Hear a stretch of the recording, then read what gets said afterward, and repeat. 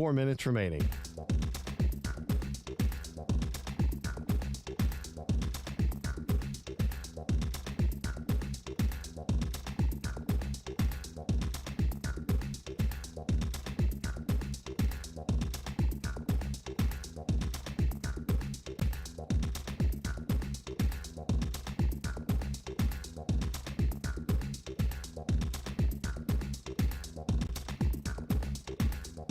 Three minutes, 30 seconds remaining.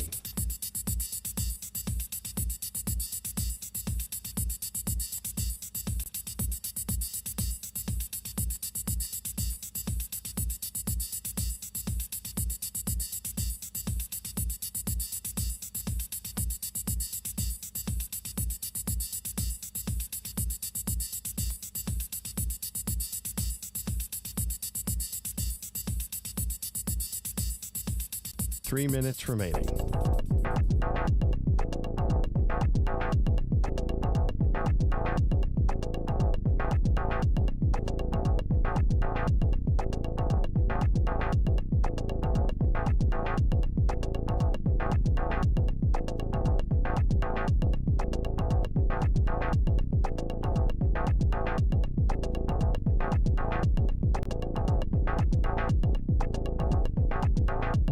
Two minutes, 30 seconds remaining.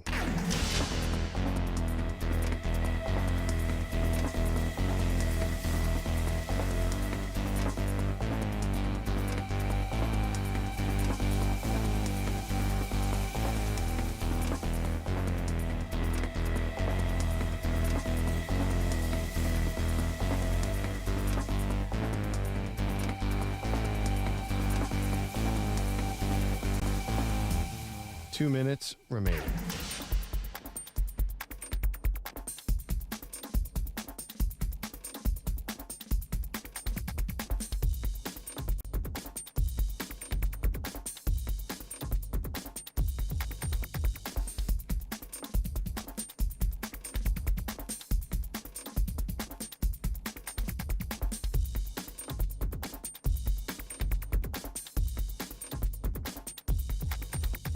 One minute, 30 seconds remaining.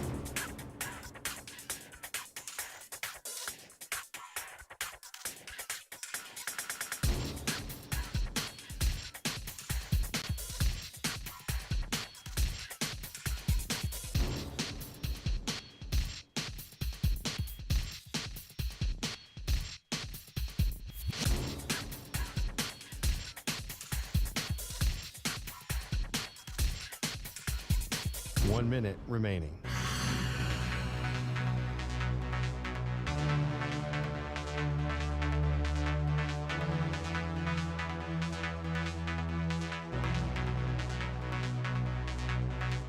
Forty-five seconds remaining.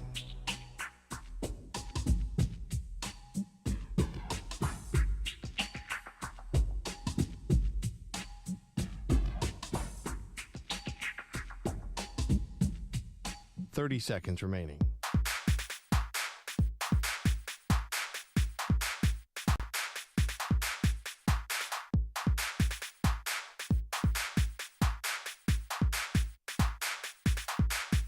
Fifteen seconds.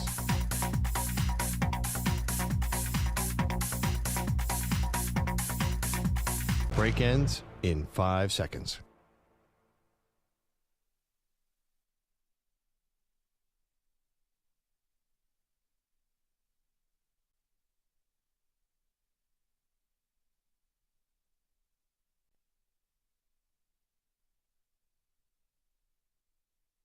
To infinity and beyond.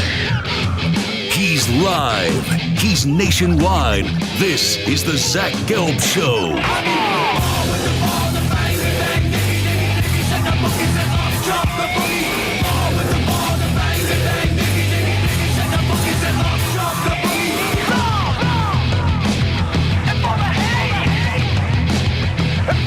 Here's your host, Zach Gelb. Live from the palatial yet not overly ostentatious New Orleans Convention Center in New Orleans. This is day number 4. Where the heck is the week really gone?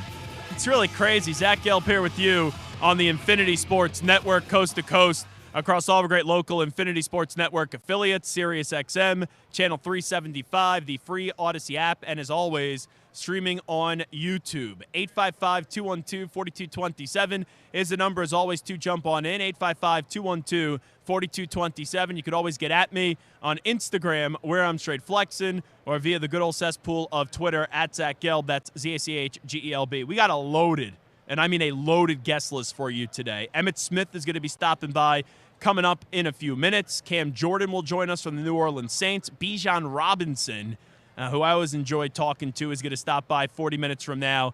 And then in hour number 2, we got Drew Brees, we got Brian Dawkins, and in the final hour of the show, Teddy Bruschi and Damar Hamlin together, and then one of the greatest quarterbacks of all time in Joe Montana. So a whole lot cooking.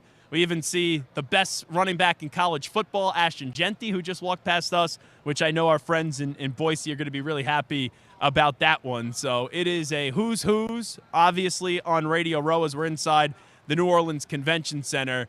And the buzz and the hype in this city, you could finally feel it today as you gear closer and closer to the big game coming up on Sunday. You know, being here and being on the scene, I gather, and I didn't really sense this on Monday, Tuesday, and Wednesday, but the more and more the week does go on, it feels like a lot of people believe the Chiefs are going to win this game. You know, I was doing a radio hit. I was being a guest at a station in Florida, and they said, oh, well, we know who most people are picking for the game. And I go, oh, really, who? And they said the Kansas City Chiefs. So that's kind of been the popular pick from what I gather really in the last 24 hours. I think the Eagles are winning the game. I think the Eagles are going to win 31-23. I still have a day to sleep on that and a night to sleep on that, and we'll see if that's going to be the case when I give you that pick coming up on Friday. But right now you put a gun to my head who wins this game, I would not feel comfortable because, hey, it's still Mahomes, and if Mahomes has the ball late, and that's the Brady factor, right? One team could be better 1 through 53, but ultimately you have to wait and see who has the ball at the end of the game, and Mahomes, nothing's too big for him, but there is, deservedly so, a lot of apprehension, and there are many people that even though they say, okay, you got Jalen Hurts, you got Saquon Barkley, or as I like to say now, Shaquan Barkley, when you see that clip on social media, A.J. Brown, Devontae Smith, Dallas Goedert, Lane Johnson, Jalen Carter, Quinyon Mitchell, Zach Bond, and you look how just 1 through 53, the Eagles are better. Everyone says the same thing. Yeah, but you got 15 on the other sideline. Yeah, but you got Andy Reid, and you got Steve Spagnuolo as well, and you got Travis Kelce, and you got Chris Jones as well. So the more and more and more as we get closer to the game, it's do the established all-time great names, the 3 for the Chiefs player in Mahomes and in Kelce and also in Chris Jones. When you look at those 3, in addition to Andy Reid, who's one of the greatest coaches of all time, and then you also have the brilliance of Steve Spagnuolo, who this week for Spags, man, this has been Spags in the national spotlight. Good for him. Good for Spags. We know Spags, a 4-time Super Bowl winning defensive coordinator. It didn't work out with the Rams. But when you look at Spags, what he did, beating the Patriots when they were undefeated at the time, 18-1, and then you continue to move with Spags and the 3 championships that he's won here, and the defense for the last 3 years, it's been better than the offense. This has been the week, really, where I understand, right, Andy Reid is more popular, and if Andy wins, he's going to go up and up and up in the annals of NFL history. But for Spags, it almost feels like he's the head coach with how much people are hyping up Steve Spagnuolo this week. So it's really those 5 names against the 53-plus for the Philadelphia Eagles. It's the names of Chris Jones, in no order, Patrick Mahomes, Travis Kelce, and you keep it moving with Spags and with Andy Reid up against the 1 through 53 and the more well-rounded version of really the Philadelphia Eagles. And it's going to create for an ultimate and I think great game. And, hey, that game was awesome a few years back. And I think that now when you look at it 2 Super Bowls later, it's going to be just as good, if not better. It would not shock me. I know we saw overtime last year. It would not shock me if we end up getting overtime this year as well. And now joining us on set, He is the Pro Football Hall of Famer to kick off the show. I have his tequila actually still in my apartment, and I drink it often because I love this tequila every time that he brings it. Thank you. Look at the tequila. I have this in my apartment still from the last time you gave it to me. You're not drinking enough? No, I'm slowly drinking it because I'm savoring. I'm savoring every taste, every sip, every last drop of it. But Emmitt Smith is here with us, the Pro Football Hall of Famer, and we appreciate Emmitt obviously always coming on. I think, I'll help you. I'll give you a boost. I think you got to stand up, and then that should be able to boost up. No? You want to just take my chair? We could do that. No. See, this is like live on the fly. Wow. No, we good. We good. We're good. I'm not gonna be here long. Yeah. Yeah, we'll talk about the Cowboys. You want to leave? Yeah. So what's going on? How you been? I've been good, brother. How about you? I'm fantastic. So let me start you off with Saquon Barkley. Yes. This game, you think running backs, right? We're talking to you. How about what Saquon's been able to do for the running back position this year? I think it's been phenomenal watching Saquon go out here and do his thing. It's great for the Eagles because they received a top-notch quality football player. It's bad for the Giants because they got rid of the wrong player. But nonetheless, this particular game itself, the team that protects the ball the most and is able to establish the running game will have a chance to be another Super Bowl champion. Well, it's funny because I was talking about right before you came on. You look at the Chiefs. Everyone talks about Reed, Spagnuolo, Mahomes, Chris Jones, Travis Kelce. Those are the established names that everybody fears. But then you see 1 through 53 with the Philadelphia Eagles. The Eagles are a better team, but with the star presence and the coaching presence of the Chiefs, you don't need to be the better team necessarily on paper to win the game. No, you don't. You just got to play quality football. And the one thing about the Chiefs are built to play in tough games. So they are mentally tough, and they're going to grind you down and probably beat you physically and emotionally for 4 quarters. They're going to try to frustrate the hell out of you. And for Philadelphia, they're going to have to show patience and develop patience right now, and they're going to have to leverage every bit of what Saquon can do in order to keep the Chiefs on the bench. 3rd down conversions is going to be huge for Philadelphia, and because that's what keep the drive alive and keep the drive moving, keep the ball moving down the field. But you don't want to give Patrick Mahomes a chance to score right before the half, and you don't definitely want to give him the ball at the end of the game. Emmitt Smith here with us, the Pro Football Hall of Famer. I was talking to Micah yesterday, and we were talking about Myles Garrett. And Myles Garrett came up, and he said if he joined the Cowboys, it would be a race, first one to 20 sacks. But then he talked about the finances and how it may not potentially be able to work out with the amount of money that Mike is going to make and what Myles is probably looking for as well. I'm assuming you'd be interested in the Cowboys potentially acquiring Myles Garrett in a trade, right? Most definitely. Anything to help with a pass rush and stopping the run is much welcome in Dallas, in my opinion. But we got a lot of issues that we have to get resolved. And so, but having Myles Garrett on the defense along with Micah Parsons on the other side, man, you talking about something phenomenal. You talking about nightmares for quarterbacks. That right there, yeah, that could be something pretty significant. Did the Cowboys mess this up with McCarthy? Should he still be coaching this team? No. He should have been gone about a year ago. I think we held on to him a year too long, and it delayed whatever process that we needed to go through. I mean, I don't have nothing against Mike McCarthy, but when our team get bounced out of the playoff like they did last year, and this year happens the way it did, things was heading that direction. And we didn't do anything about it. We waited a year too long. And now we're starting over a year later when we should have been in this process a year ago. Shoddy, though, with him becoming the next head coach, I think there's only been one person to really defend it. But, I don't even love Kellen Moore. I'd rather have Kellen Moore than Brian Schottenheimer. Are you on board with Brian Schottenheimer? No, I'm not necessarily on board with anything at this point because I thought we would have went to a defensive coach or a much more seasoned coach with a name than what we got. I mean, Pete Carroll would have been fine. I think I think if Belichick would have been awesome if he didn't go to UNC. I don't know No? about that one. I think the relationship between Belichick and Jerry would have been toxic. Could have Two been alphas? toxic. Could have been too toxic. However, I do believe if he would have went after Mike Shanahan and brought him out of retirement, that would have been something different. But also, Was that something you were hearing?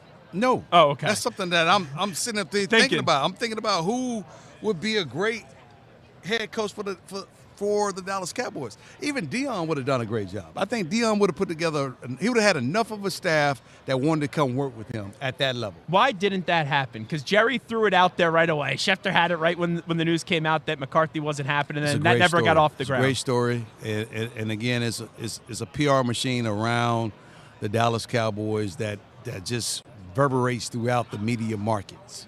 Because if the Cowboys make a statement like that, you have to cover it. And you covered it, and everyone covered it well.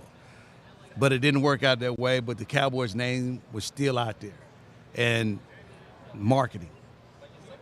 I say this all the time. I'm a big reality TV fan. You know, we talk all this sports. Yeah. When you get home, you got to watch something that's not sports related from time to time. Right. If Jerry Jones was running reality TV network, he'd make a lot of money. He knows how to run reality TV better than he does, I think, football these days. Hey, that may be true. That might be true. I know he did a good job on Land, man. I keep hearing about it all the time. Also, Hard Knocks with the McDonald's sandwich and all the salt as well. Brand building. Yeah. Brand building, brand opportunities, selling opportunities. So you still obviously look great, but you're associated with the old guard of the Dallas Cowboys, right? Are you guys just fed up with what has happened with the Cowboys and Jerry? You know, I'm not going to say with Jerry, but, you know, I think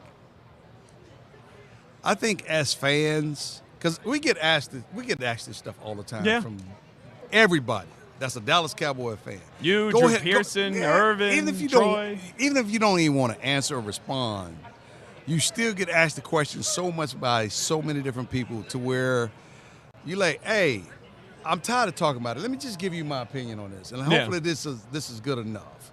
And so, but we have created this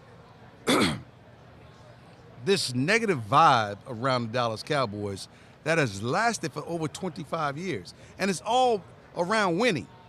Has nothing to do with, in my opinion, has nothing to do with the Cowboys brand. Because the Cowboys brand has grown for the last 20-some odd years. It's worth one of the highest, if not the highest, valued franchise in all of sports. And if that's the case, why aren't we winning?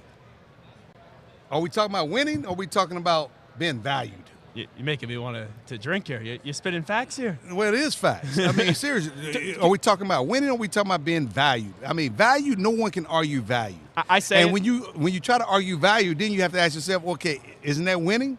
Yes, it's winning on the business side. How we think of winning, though, I don't think Jerry puts it as priority number one. That's just my opinion.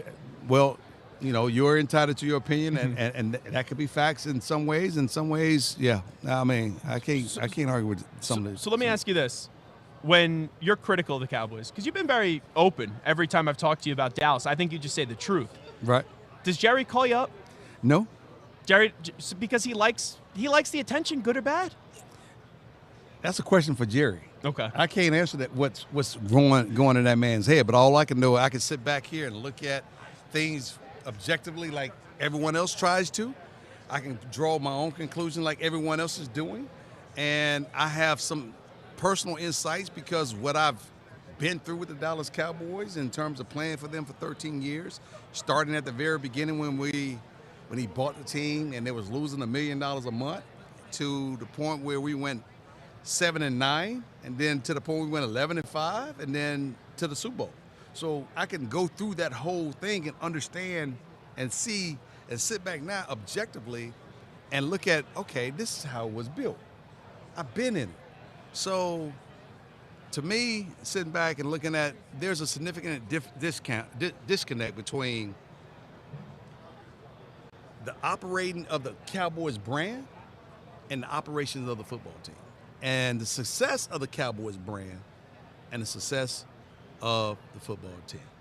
All right, I know about the tequila. Tell everyone else. And by the way, I'll it's 5 o'clock somewhere, right? Yeah, and Yeah. Smooth. It's what time is it? It's 3:15 here. Yeah. It's 3:15. 2:15 Central. Oh, is it 2:15 Yeah. Central? 3:15 back on the East Oh, Coast. so this is set up on 3? Yeah. East Coast? Okay. We're New Yorkers. Oh, so it doesn't adjust? I don't know. Not my computer. You know what, though? I'll take a second shot of this, and you can tell me whatever time you want. It's 3:15 somewhere. That's all I know. Somewhere. It could be East Coast. It could be Central. That's good. That is real good. That is the finest tequila right there. This is right here what you're drinking right now. It's Herradura Ultra Añejo.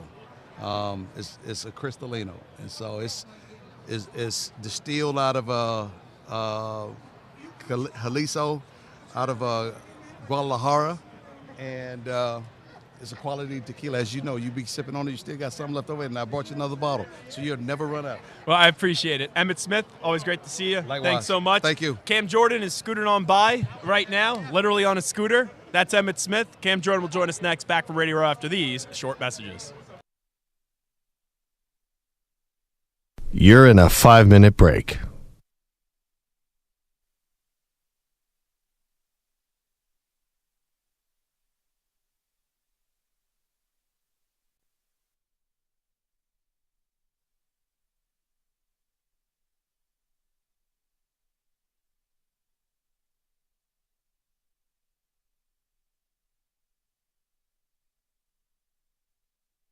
Four minutes, 30 seconds remaining.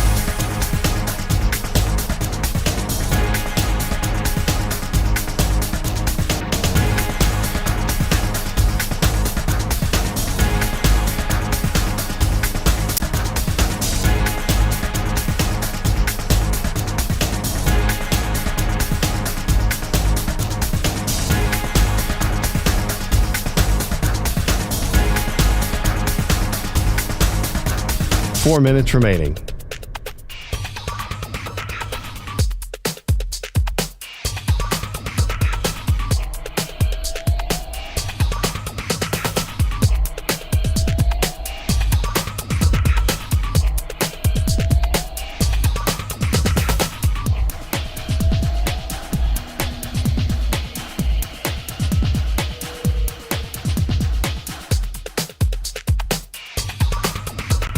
Three minutes, 30 seconds remaining.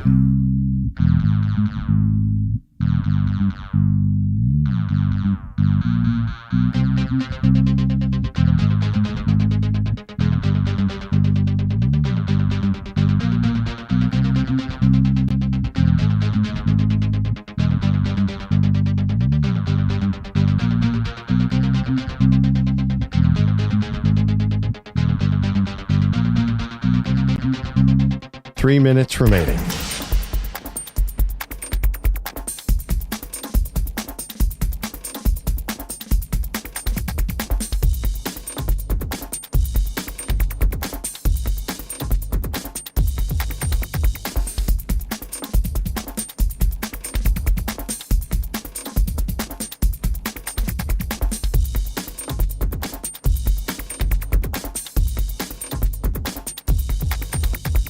Two minutes, 30 seconds remaining.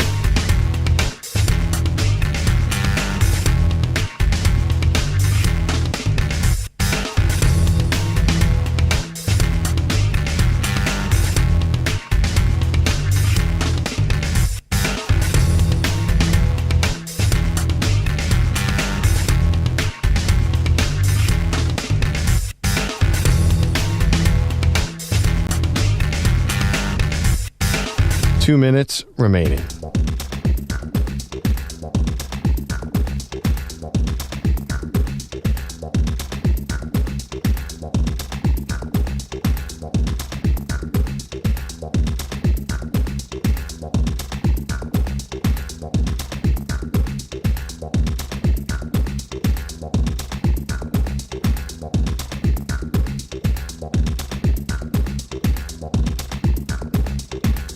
One minute, 30 seconds remaining.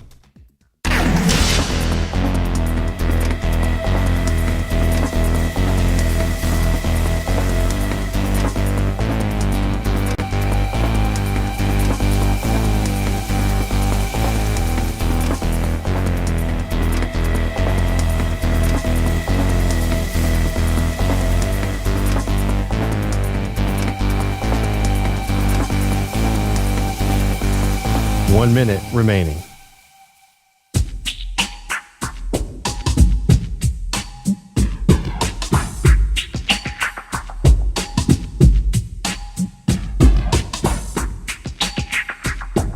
"45 seconds remaining.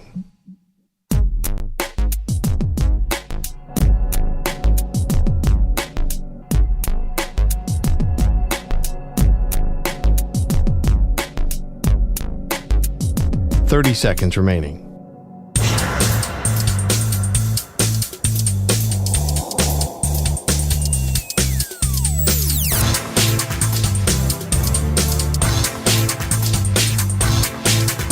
"15 seconds.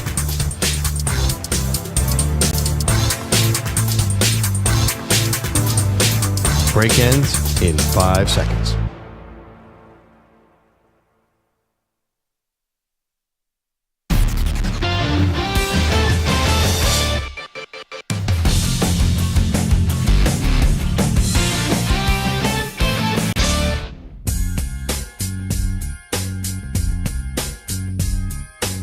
Welcome back to the Zach Gelb Show. Alrighty, back inside the convention center here in New Orleans, and the party is here.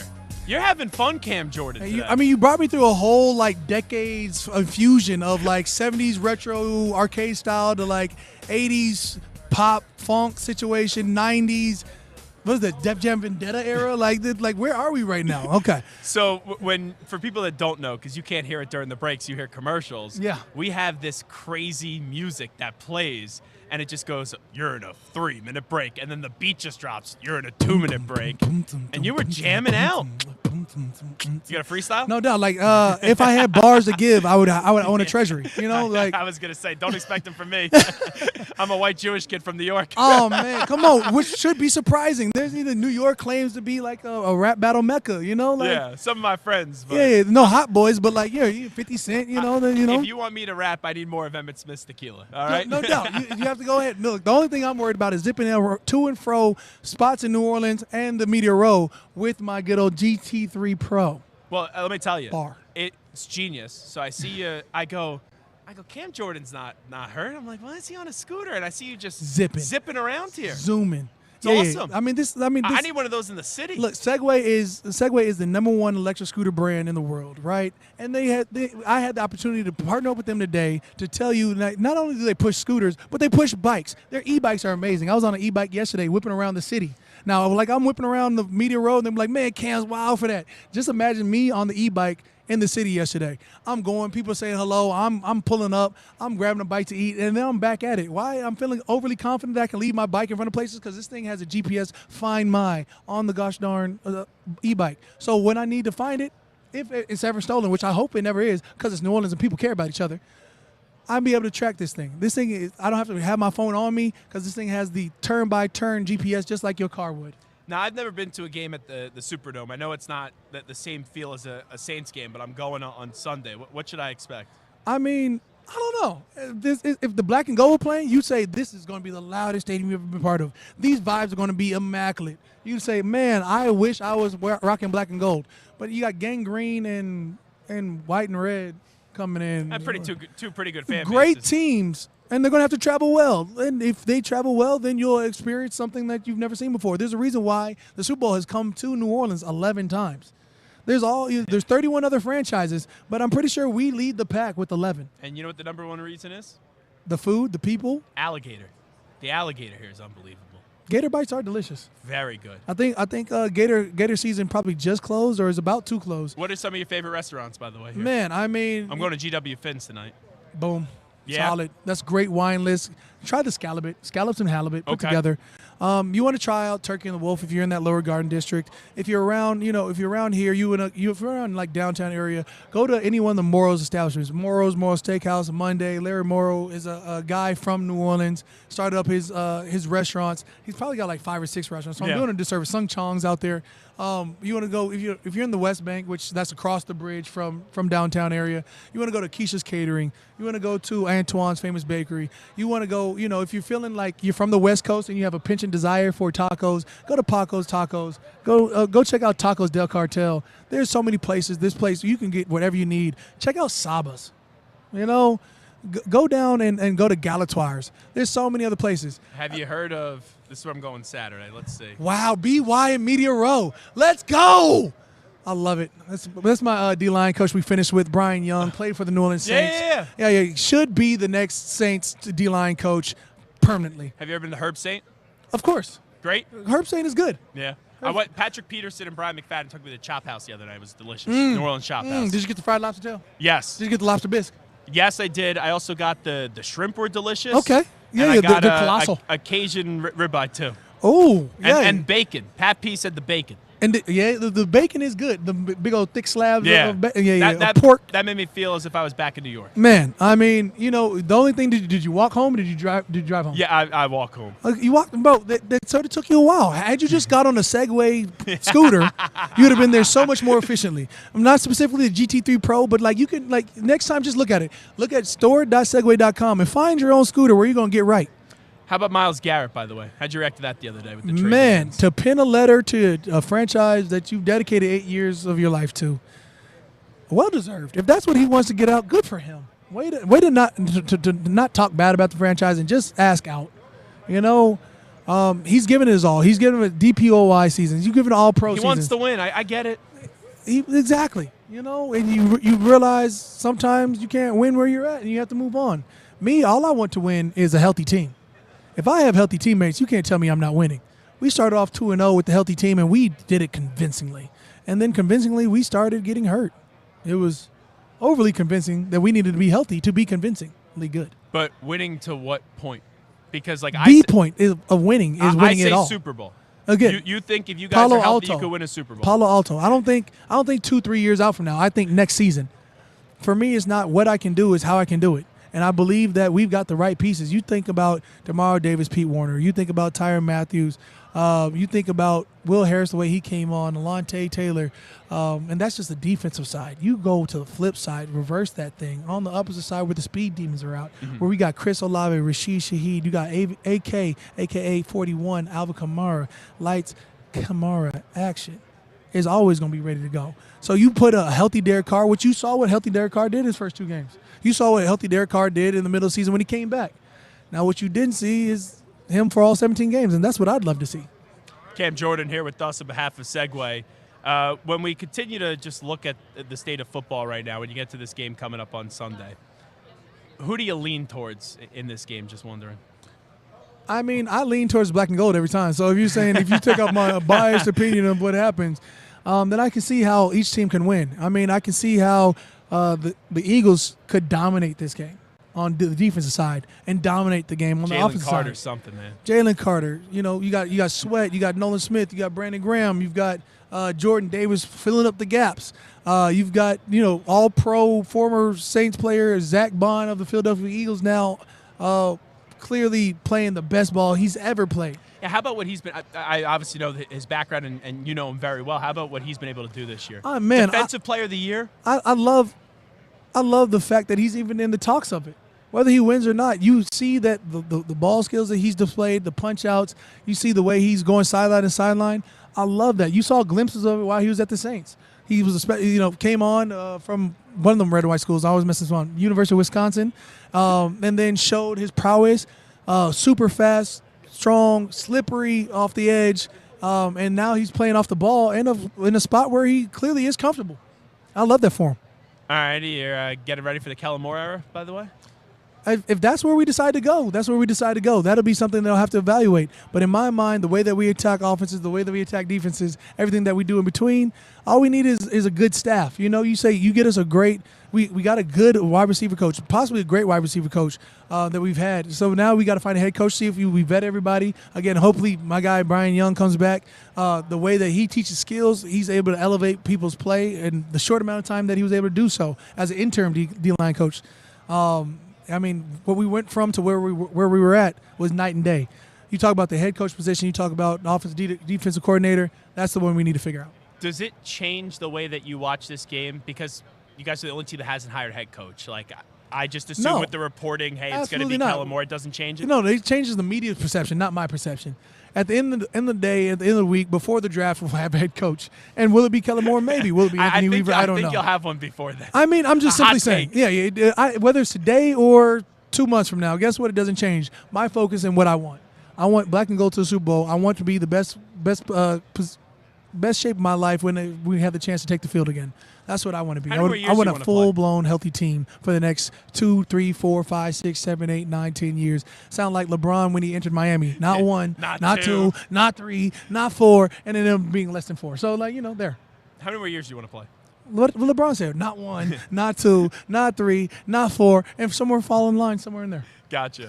Last thing I'll ask you, because I think you may be the most interesting person here. What's the most interesting fact about Cam Jordan? Man, the most interesting Besides fact. that you like Segway. I'll say the most interesting fact is all these people walking. I'm on this Segway pushing 48 miles per when I can, and it goes to 50. But if you say beyond that, I'm just a dad with 4 kids. I'm technically, and I say 4 kids. It's really 3 girls and my baby boy. Baby boy, just in terms of him being my son, he's a monster. He's about 9 years old. About 9 years old. About 5'2", buck 07. He's leaned out, which I'm glad about. You could be playing in the league? He plays flag football. Okay. And as a dad, that's my proudest moments is watching my kids be happy. So I look at them and I literally just want to motivate them to be great, but they motivate themselves. Awesome. Great stuff. Great to see Absolutely. you. Thanks so much. He's Cam Jordan. We'll take a timeout. Bijan Robinson going to join us next. We'll send it back to New York City. Here is standing by with the latest update, El Capitan, Marco Belletti. Infinity Sports Network. Sports Flash. Zach, we're sponsored by Progressive Insurance. Your small business keeps you on the go. Progressive Commercial Insurance keeps your policy within reach with our easy-to-use mobile app. Learn more at progressivecommercial.com. Well, the NBA trade deadline is come and gone, and Kevin Durant remains in Phoenix. There were plenty of rumors of KD being on the move, especially after a deal with the Warriors apparently fell apart. Suns, though, they hold on to Durant, currently sitting a 3-way tie for the 10th and final play-in spot in the West. Some of the moves that did get made: Grizzlies trade Marcus Smart and a first-round pick to the Wizards. That's a multi-team deal to get back a couple second-rounders and a salary dump. Suns did ship out Yusuf Nurkic and a first-round pick to the Hornets in a package that includes Cody Martin. Cavs get DeAndre Hunter from the Hawks for Karis LeVert, George Niang, and 3 second-round picks. Lakers, of course, get the big man they covet, Mark Williams from the Hornets, in exchange for Dalton Knecht, Cam Reddish, and an unprotected first-round pick in 2031. Longtime Bears owner Virginia Hallis McCaskey has died at the age of 102. Hallis McCaskey inherited the club from her father, George Hallis, who was at the helm when the Bears won their only Super Bowl in 1985. I'm Marco Belletti. This is the Infinity Sports Network. Follow us on Instagram. Our handle is Infinity Sports Network. That's Infinity Sports Network to follow us on Instagram.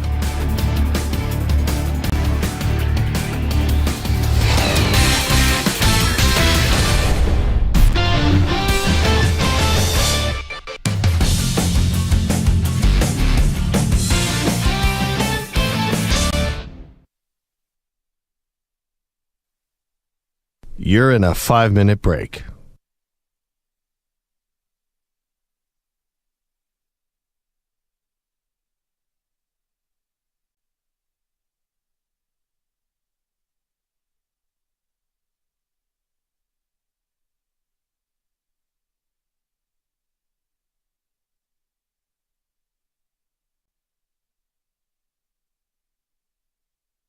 Four minutes, 30 seconds remaining.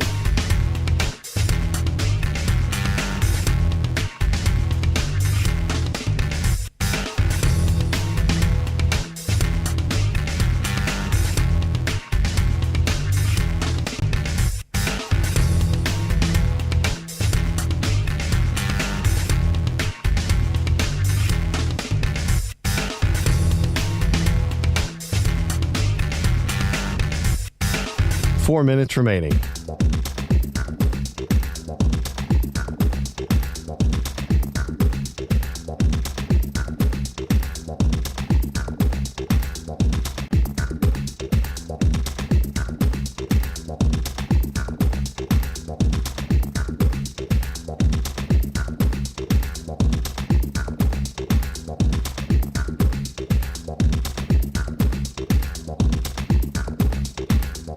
Three minutes, 30 seconds remaining.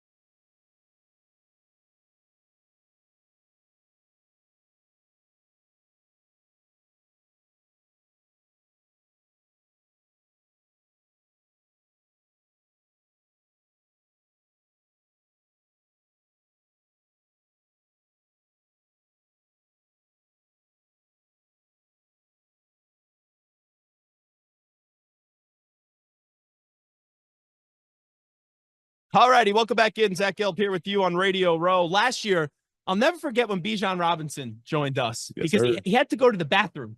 And there was 2.5 minutes. That was wild, man. And in our breaks, you're in a 2.5 minute break. And they play for real. EDM music. Yeah. And Bijan goes, "Where's the bathroom?" And I go, "Right over there." And you ran. I sprinted. Went to the bathroom, came back, and you went to go shake my hand. And I go, "Did you wash him?" Yeah, I absolutely and did. you go, "Yeah." Yeah. You went across the hall. I did. Back here, 2.5 minutes, and washed the hands. I did. And I already knew you're fast and I good. had to respect your time. I had to respect your time, man. You know? So this year with the Falcons, Yeah. so different than where we were last year, but heading into this season, there was higher expectations. Yeah. And unfortunately, Kirk, I just never thought was at 100% health. How do you kind of look back at this season with Atlanta? Yeah, I mean, obviously, you know, there's so much adversity that went on during that season. You know, I think that, you know, we you know, did what we were supposed to do when it came to, like, you know, come together as a team and, you know, just making sure that this team is comfortable and is always, you know, prepared for every single game. Because I feel like we were. Obviously, you know, we fell short of some games that we wanted to take back. But, you know, for me, man, I think that we learned from the adversity. You know, we wanted to get to the playoffs and to you know, win and go deep in that aspect. But, you know, we were short of that. But, you know, for me as a player, as a leader for the team, you know, it was more so just me making sure everybody was comfortable on the team and just me lead by example, really, because I'm still a young guy, but I try to do it as much as I can so guys can see me on the practice field and on the field. But, you know, man, I think that, you know, we're coming together the right way, and you know, we all trust in Terry and Raheem and just everybody in that building to make everything right and to make everything, you know, the way it's supposed to be for the future for this team. Nothing against Kirk Cousins, but was there a push in that locker room before he was announced that Michael Penix Jr. was going to start for Mike to get on the field and maybe be quarterback number one? Really, nobody knew, okay. which was the thing, man. Like, you know, nobody knew what was going to happen. Nobody knew what was going on. You know, we were all preparing to play with Kirk. So, you know, us, you know, finding out that news and that information, it was something that we all just got from the social media, and it's crazy. You know, we got into the next day and we just kept it rolling. Because that's what you got to do in the NFL. You can't really, like, you know, be a poor me or feel bad, or, you know, because you want to win the games that you want to win to make it, you know, far as a team. But, you know, obviously with Kirk, you know, I respect Kirk so much, bro, because, like, you know, he could have been arrogant, he could have been mean, he could have been, like, you know, he could have left the team and not been a team player, but man, he stepped up big time. You know, he helped Mike out a lot. Like, just having Mike see him and having Mike, you know, learn from him it's been huge, man. So with Michael Penix Jr. being the guy from the jump next year, right? 2 years ago, there was quarterback issues. This year, there's a quarterback issue. What can Michael Penix Jr. bring to the Atlanta Falcons, in your opinion? Yeah, man. I mean, he has an elite arm talent. So, like, you know, he can make any single throw, every single throw, and, you know, he can run a little bit too. So, like, he just opens up a lot, like, for the run game. He opens up a lot for the offense. Like, for me, hopefully I can open up everything for him in the pass game. But with him, he can sling it anywhere, and, you know, he can throw any ball and he can take it deep. It doesn't matter what it is, man. But, you know, I know that he can bring another presence to the offense that, you know, we're excited about. And for him to keep that composure is something that he's been really good at. So I'm excited what he can do next year. Now, I want to be careful here, Bijan, before I throw out this comparison, because you guys aren't that down and out compared to this team, and different type of player. Yeah. But you saw what happened with the Commanders this year. You get that quarterback, boom, you're 60 minutes away from going to a Super Bowl. Yeah. Do you feel as if Michael Penix Jr. could have a Jaden Daniels type of effect when he's the full go guy next year? Yeah, I mean, I think he can have a Michael Penix effect. You know, I think that he can bring that just that to the game. You know, and how he throws the football and how he gets certain passes to certain spaces has been, like, something that I've been really impressed with.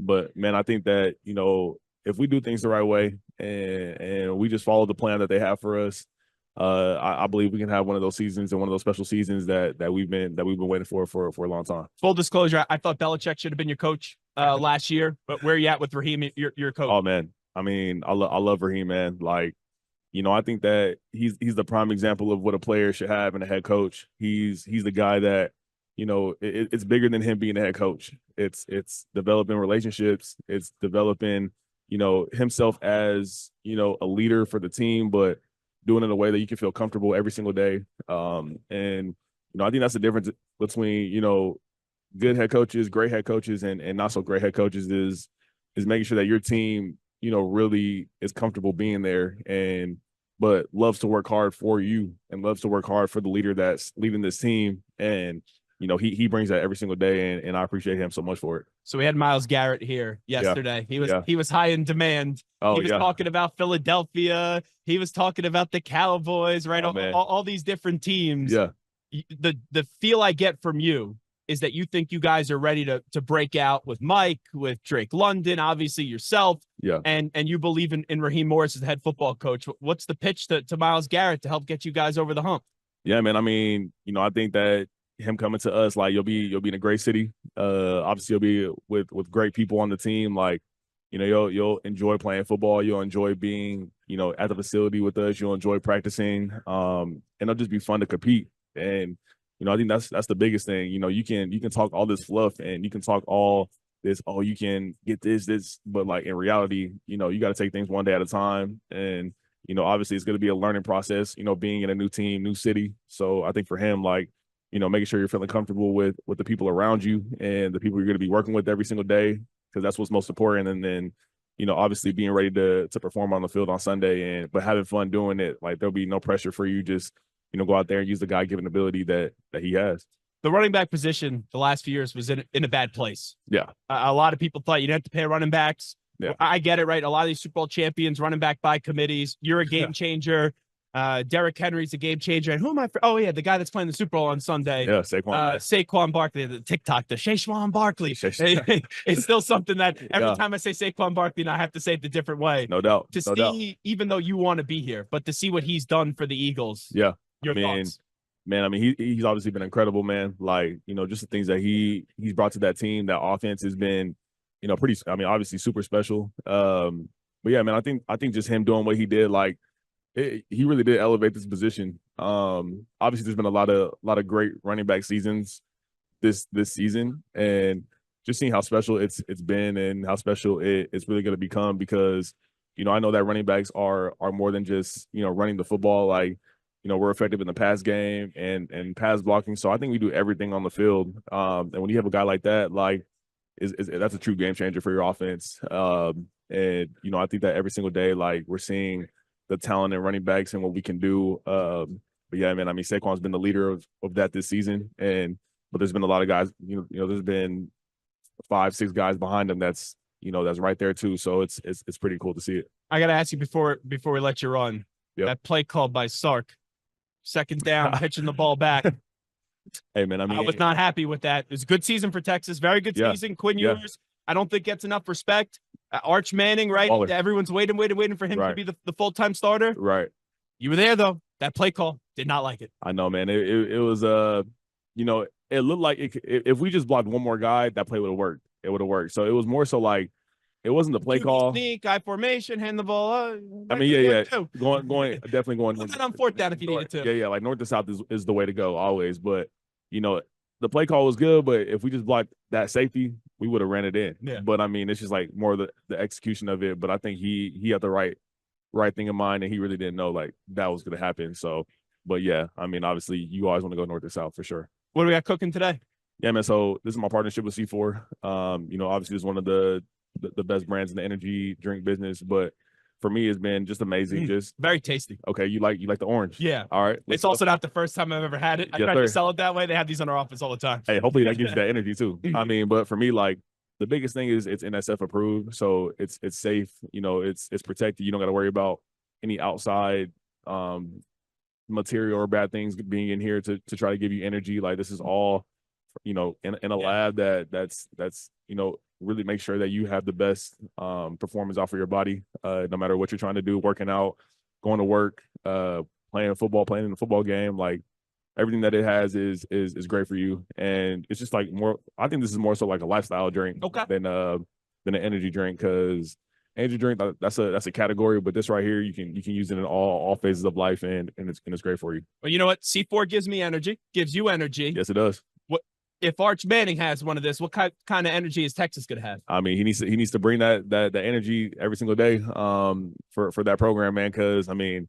obviously, when you do great things with Texas, then you can be a legend in Texas forever. So hopefully he does amazing. You know what? I'll drink to that. Ready? Yes, Cheers. Let's go. I'm not gonna open this. I gotta take it with me. You got it. Yeah, You can do a bunch of these. He's Bijan Robinson. Yeah, man. Appreciate it. Thank you. Man. Thank you, bro.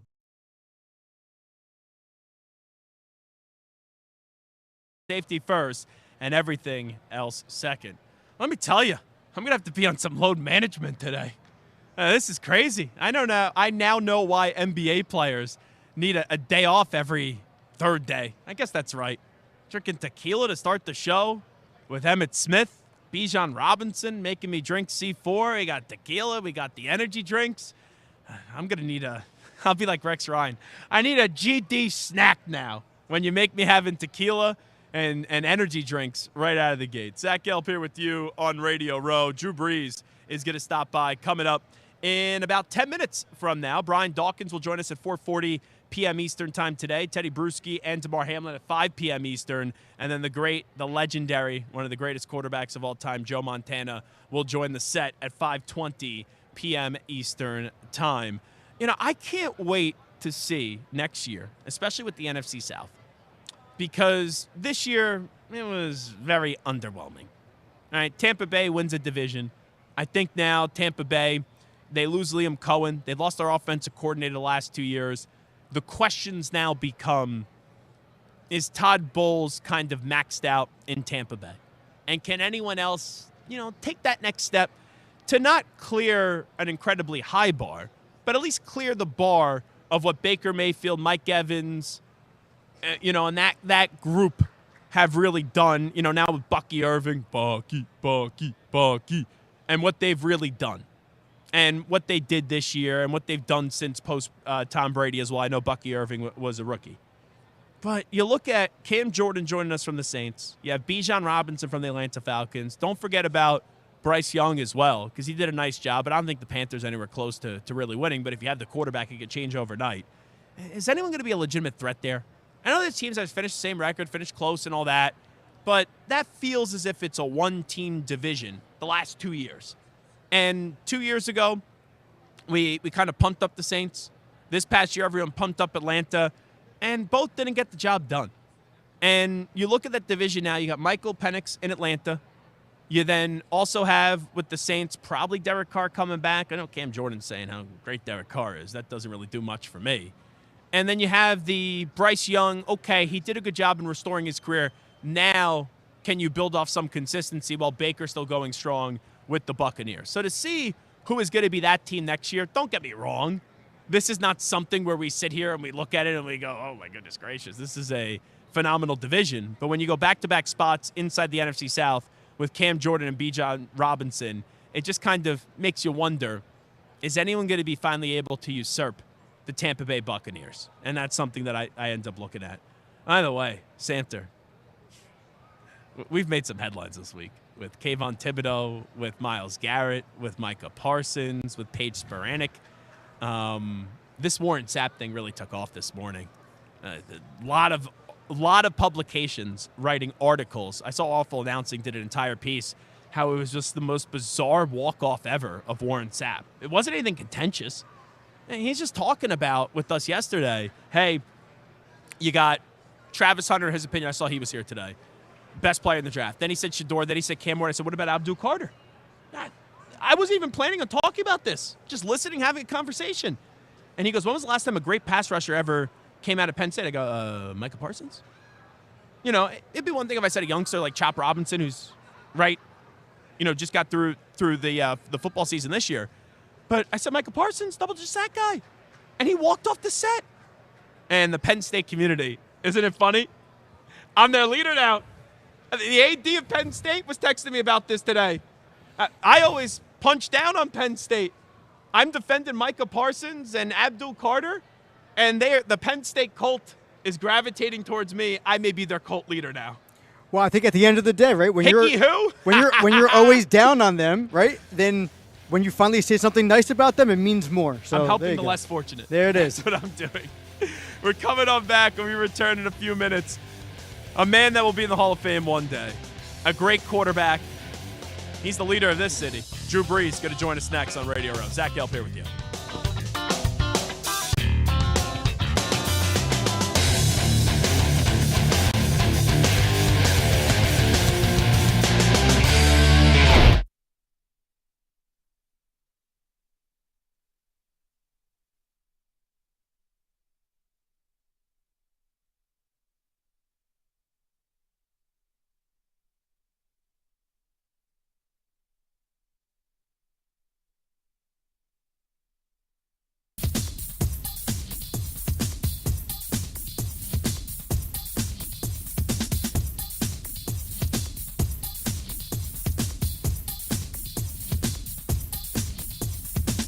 Four minutes, 30 seconds remaining.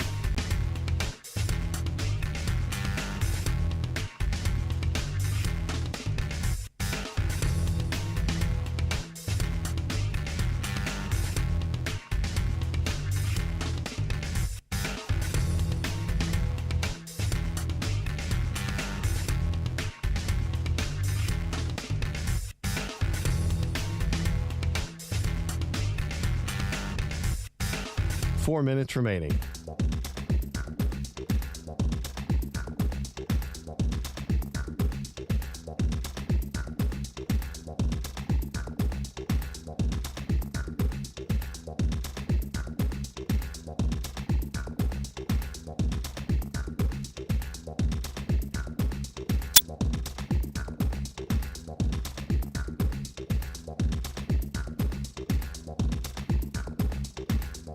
Three minutes, 30 seconds remaining.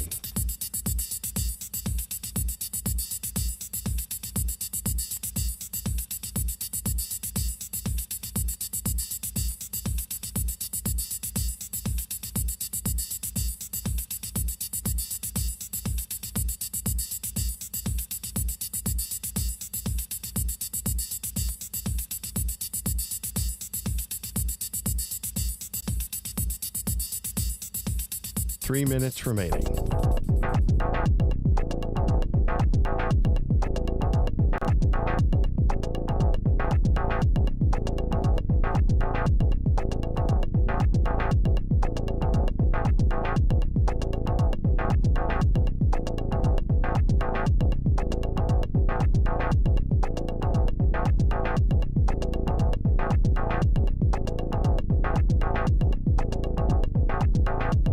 Two minutes, 30 seconds remaining.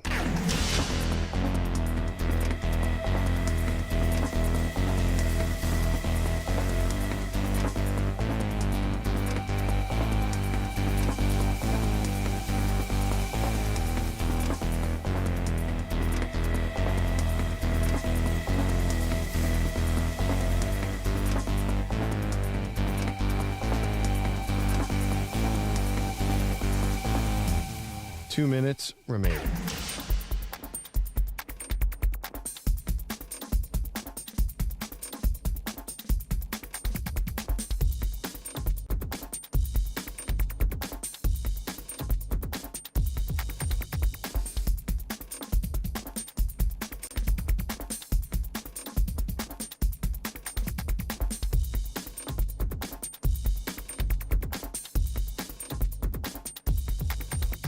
One minute, 30 seconds remaining.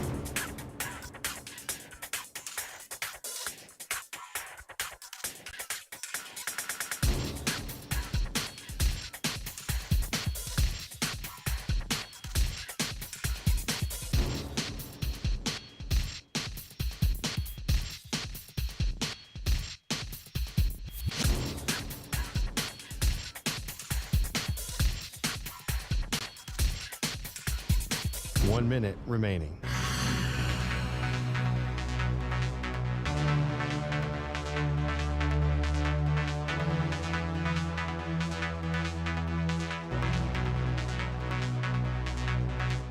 .45 seconds remaining.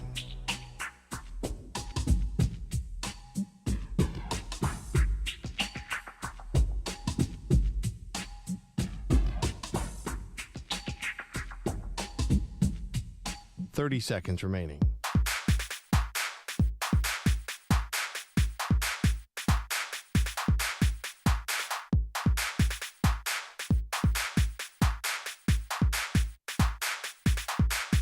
Fifteen seconds.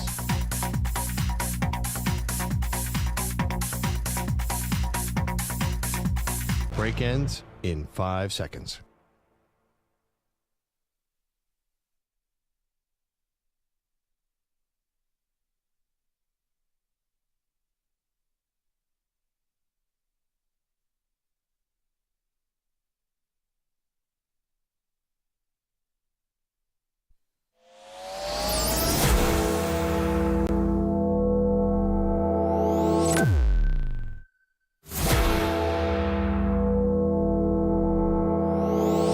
Infinity and beyond.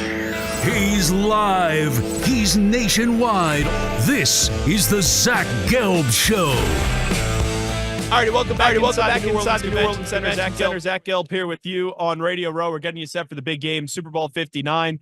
And if I knew my next guest was going to be wearing his jacket, I would have. You would have worn yours, man. You'd be looking good in a starter satin Crown Royal jacket right now. For a radio host, I think my shirt today looks pretty damn. You know, I think it does look good. But I do have my starter jacket, Crown Royal, in the hotel lobby. There's a big event on Saturday that I'm going to. Yeah. But appreciate you stopping on by. How you been? Yeah, been really good. You? So fantastic. Let me start you off with the Hall of Fame, because I live in New York and there's always this debate about Eli Manning. I think he's a Hall of Famer. I don't know if he'll be a first ballot Hall of Famer. Do you think Eli should be a first ballot Hall of Famer? Yeah, I'd say this. I mean, when you look at the body of work, obviously Eli played a long time, and playing for one team, I think, says a lot as well. And in a market like New York, man, 2-time Super Bowl champ, beat Tom Brady with both of those. I mean, look, he was the Iron Man too, from the perspective of, you know, longevity and durability. You know, really, I don't think he ever missed a game because of injury. You know, it doesn't mean he didn't have them; he absolutely did. So. Look, I think when you look at the body of work, he had a really, really impressive career. So we were actually talking about you the other day, because I saw that Coach Saban was on with Channing Crowder and Ryan Clark and Fred Taylor at the Pivot. And I say it's the greatest what if in the history of sports. If the Dolphins would have just cleared you and you would have gone there, you would have had direct competition with Tom Brady inside the AFC East. Saban probably stays with the Dolphins, Alabama, even the Saints storyline. Do you ever, it worked out for you, clearly. You become one of the great quarterbacks of all time and you win a Super Bowl and you're beloved in this city. But do you ever wonder what would have happened if you did go to Miami? Yeah, I mean, it's pretty wild to think of the what ifs, you know. You know, that was at a time when, you know, look, the Patriots had just come off of you know, three Super Bowl victories, you know, in what, 02, 4, 5. You know, that Brady Belichick thing was, you know, clicking. The irony is, you know, here's Saban, who was kind of a Belichick disciple, you know, in a lot of ways. Had coached for him with Cleveland Browns, had obviously had a ton of success through college. I played against him at Michigan State 3 years. And then he goes to LSU, wins a national championship, and then becomes head coach of the Dolphins. But now he's in the same division as the Patriots, you know, and then, you know, me, I played against Tom Brady in college. You know, when he was at Michigan, I was at Purdue, and you know, had I become, you know, Saban's quarterback, you know, it could have been some interesting storylines. But look, I think it all worked out. Obviously, Saban and his career at Bama, and then, you know, my journey here to New Orleans, which, you know, truly was a calling for me and my wife, and having a chance to play with Sean Payton, who was a guy who really believed in me at a time when, you know, I needed it most. You know, I mean, he was very clear at the start of free agency, like, you're our guy, you know, and I have no doubts that you're gonna be able to come back from the shoulder injury. And I know it's going to take some time, and, you know, we all got to work through that, but, you know, you're our guy, and we're going to build this offense around you. Gave me a ton of confidence, and, you know, we were able to build something pretty special here for a long time. Yeah, no doubt about it. I'm glad that you bring up Sean, because I remember doing those shows on draft night, and there was a lot of people surprised with the pick at 12 in Bo Nix, because a lot of people just didn't have him going that early. But the big takeaway from that was Sean found his next Drew Brees. He found his next quarterback. Since you took, right, with Sean, the highest level you could go, and you had an all-time great career, what is that like for you when you're at the point now where Sean's with somebody else and they're saying, okay, this could be his Drew Brees in Denver. I mean, look, I see a reinvigorated, rejuvenated Sean Payton. Look, he had an incredible run here with the Saints. With me as his quarterback for every year except for one. And he steps away just to kind of recalibrate, and then gets the opportunity in Denver, which is kind of like, hey, we get to build this thing from the ground up again. A really prideful, storied organization, but you can. In this league, man, you got to go find your Q, and who's going to be your quarterback. And it seemed like Sean got the guy that he wanted, despite having, the 12th pick and getting the 6th quarterback off the board. Like, that was his guy. I mean, truly, Sean is going to do his own evaluation, and he's not going to listen to anybody else. Like, he has a way of player evaluation where he can see a guy and he just immediately has a vision for him, based on what he knows he's going to be capable of, how he's going to assimilate into the offense or the defense, into the team dynamic. And it's one of his great strengths, is being able to, I think, evaluate players in that way. And he obviously saw something in Bo that made him his guy, and he was able to get him at the 12th pick miraculously. And I think you saw, Bo Nix's maturation throughout the year, and the way that offense opened up, and just the way they built confidence. And you got to think the future is pretty bright there with those two. Drew Brees here with us on behalf of Crown Royal. Is it crazy to you because, right, you had such a successful career. Peyton Manning has had such a successful career. Aaron Rodgers towards the end of his career. Like, those are 3 great quarterbacks, top 10 quarterbacks, top 15 quarterbacks of all time. But I was talking about the other day, someone asked me, who's the 3 best quarterbacks to ever play the game? And I said, Brady's 1, Montana right now is 2, and then I did put Mahomes already at 3 to see how quickly, from a history standpoint, with so much career still to go where Mahomes is already at, is that just wild to you already?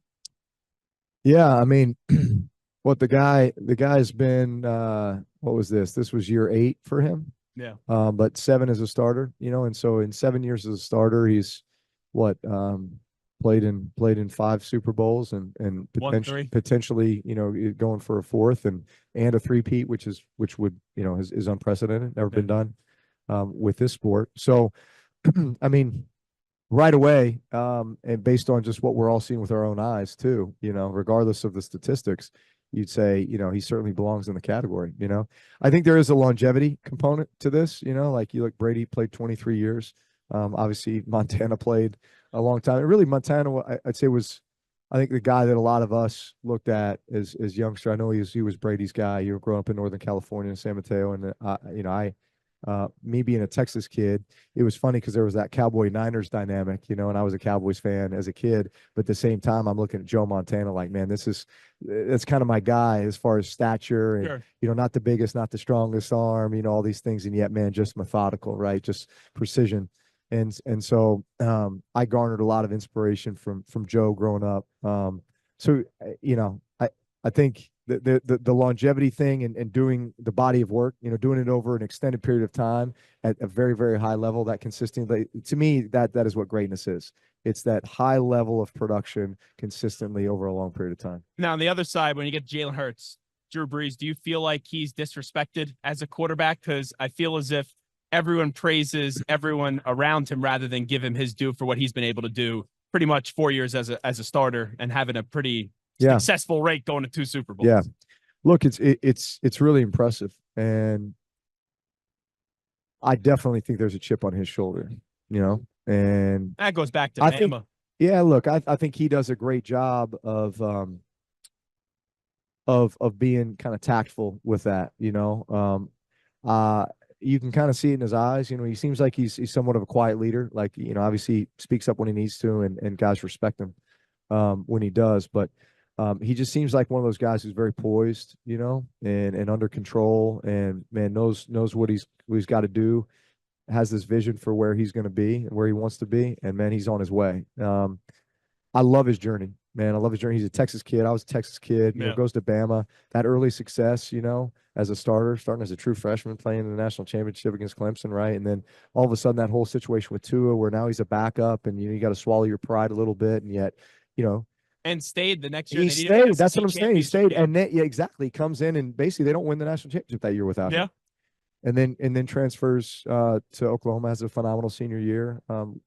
Gets them in the top 4, and And then, but still, like every step of the way, it's like, hey, drafted in the second round. Why not the first? And so I think he definitely carries a chip on his shoulder, and I think that served him well. I don't know if you know yet, but I hope that we find out tonight that Antonio Gates gets in the Hall of Fame, because I thought, hey, the process, but to me, it was bullcrap that he didn't make it last year. It's look, to me, it's an absolute no-brainer. I understand that, man. The Hall of Fame voters have a really, really tough job because you could make a strong case for everybody who's on that list, but specifically to Antonio Gates, he's statistically, he is the most prolific tight end in NFL history, right? No one needs to justify. And I think look no further than go talk to some of the greatest tight ends of all time. Go talk to Tony Gonzalez. Go talk to Gronk. Go talk to Kelsey. Go and listen to them talk about Antonio Gates.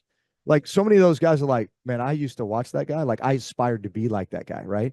Like, to me, somebody asked me to define what are the qualities of a Hall of Fame player. I think you look at the body of work, you can look at the statistics, you look at the accomplishments, but I think you also have to ask yourself something like, talk to people who either coached against him or had to play against him or played the same position and get their feedback. And if the answer is, like, man, he was the one guy we were always worried about, or he's the one guy I wanted to be like, and then the other question is, did this guy do something to revolutionize the game? Did he change the game? Antonio Gates changed the game for the tight end position. We were the first ones in San Diego when I was playing with Gates to split out the tight end as a receiver to the single receiver side.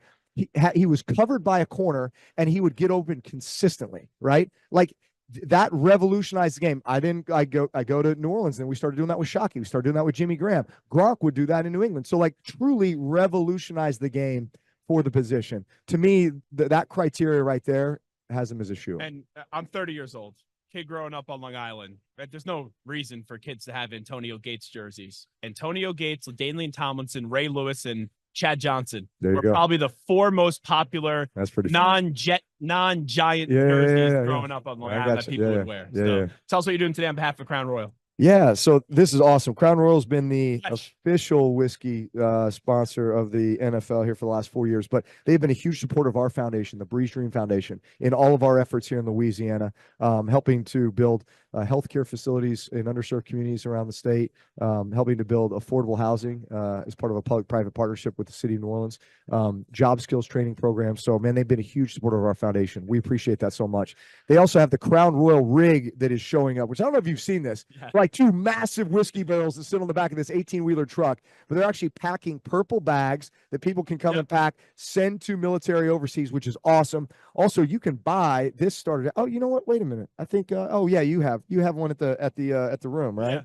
Yeah. You can actually buy this satin starter jacket with the Crown Royal and NFL logos on it down at a pop-up in the quarter with all the proceeds going to the foundation for Louisiana. So pretty awesome. Drew, great to see you. Yeah, man, you too. Thank you so much. All right. Drew Brees joining us on Radio Row. It is the Zach Gelb Show. I'll tell you, so, he said what he said about Eli. I think Eli's a Hall of Famer. I don't know if he'll get in tonight. I don't think he needs to be a first ballot Hall of Famer, but I wonder, when you have the Manning last name and, right, you have 2 Super Bowls, 2 Super Bowl MVPs, and you beat the greatest dynasty of all time twice in the big game, if that puts you into the first-time eligibility and a first ballot Hall of Famer. So that's something to wonder. But you heard, and obviously they played together, but Antonio Gates, he got screwed last year. He should have been in the Hall of Fame. So I think he'll get in this year. But you look at the class this year, the guys that are up for it, and we'll find out tonight. Eric Allen, Jared Allen, Willie Anderson, Jahari Evans, Antonio Gates, Torrey Holt, Luke Kuechly, Eli Manning, Steve Smith Sr., who should already be in, Terrell Suggs, Fred Taylor, Adam Vinatieri, Reggie Wayne, surprised he's not in yet, Darren Woodson, and Marshall Yanda. Like, that's the guys you have to pick 5. Not easy to do. I went to NFL.com, and just because it's NFL.com doesn't mean it's going to be right. But Adam Rank put out this morning, Adam ranked who he thinks the 5 guys are that are going to get into the Hall of Fame this year. And he had Vinatieri, Torrey Holt, Antonio Gates, Luke Kuechly, and then he did go with Eli Manning. So that's one man's opinion in Adam Rank. All righty, we'll take a timeout. Zach Gelb here with you on Radio Row. When we come on back, Jason McCourty will join us live on set. You're in a 5-minute break.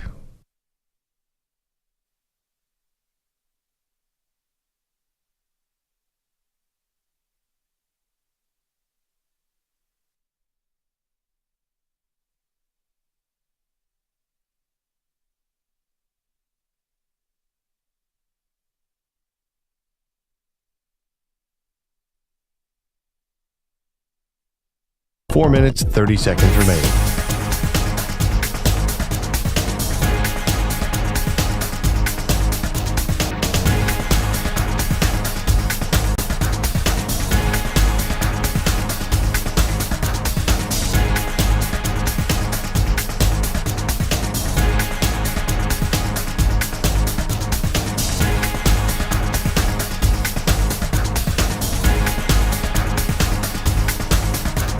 Four minutes remaining.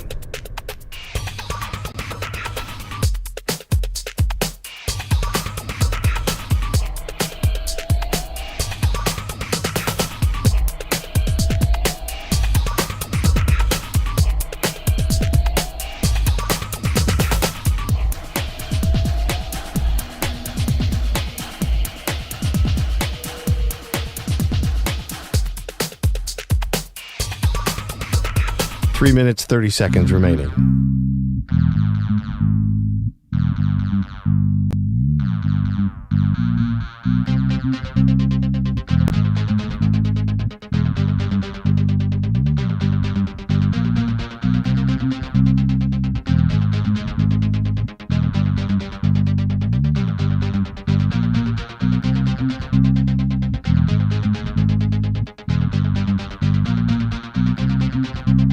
Three minutes remaining.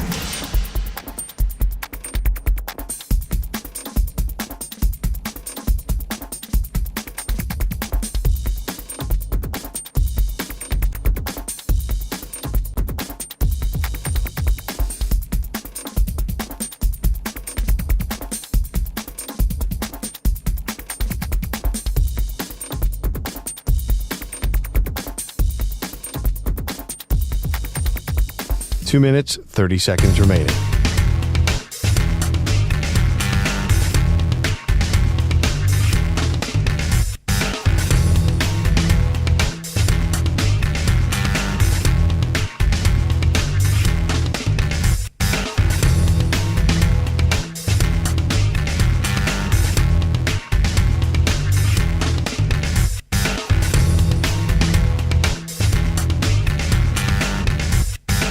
Two minutes remaining.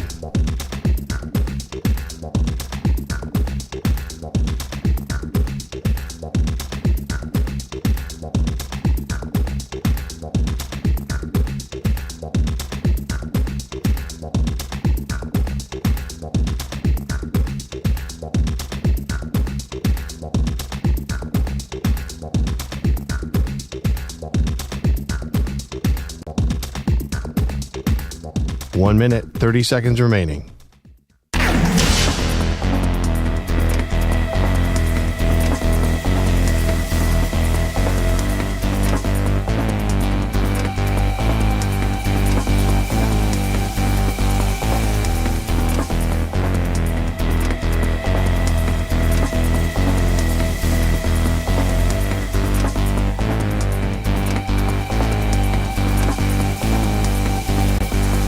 One minute remaining.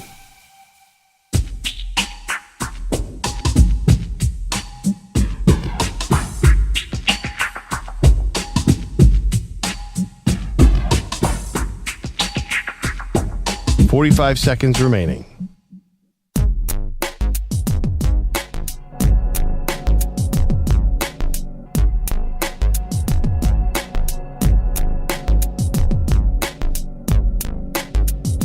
Thirty seconds remaining.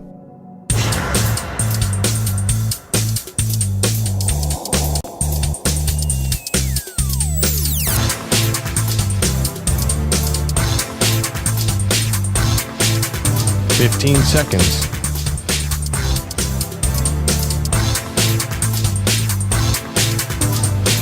Break ends in 5 seconds.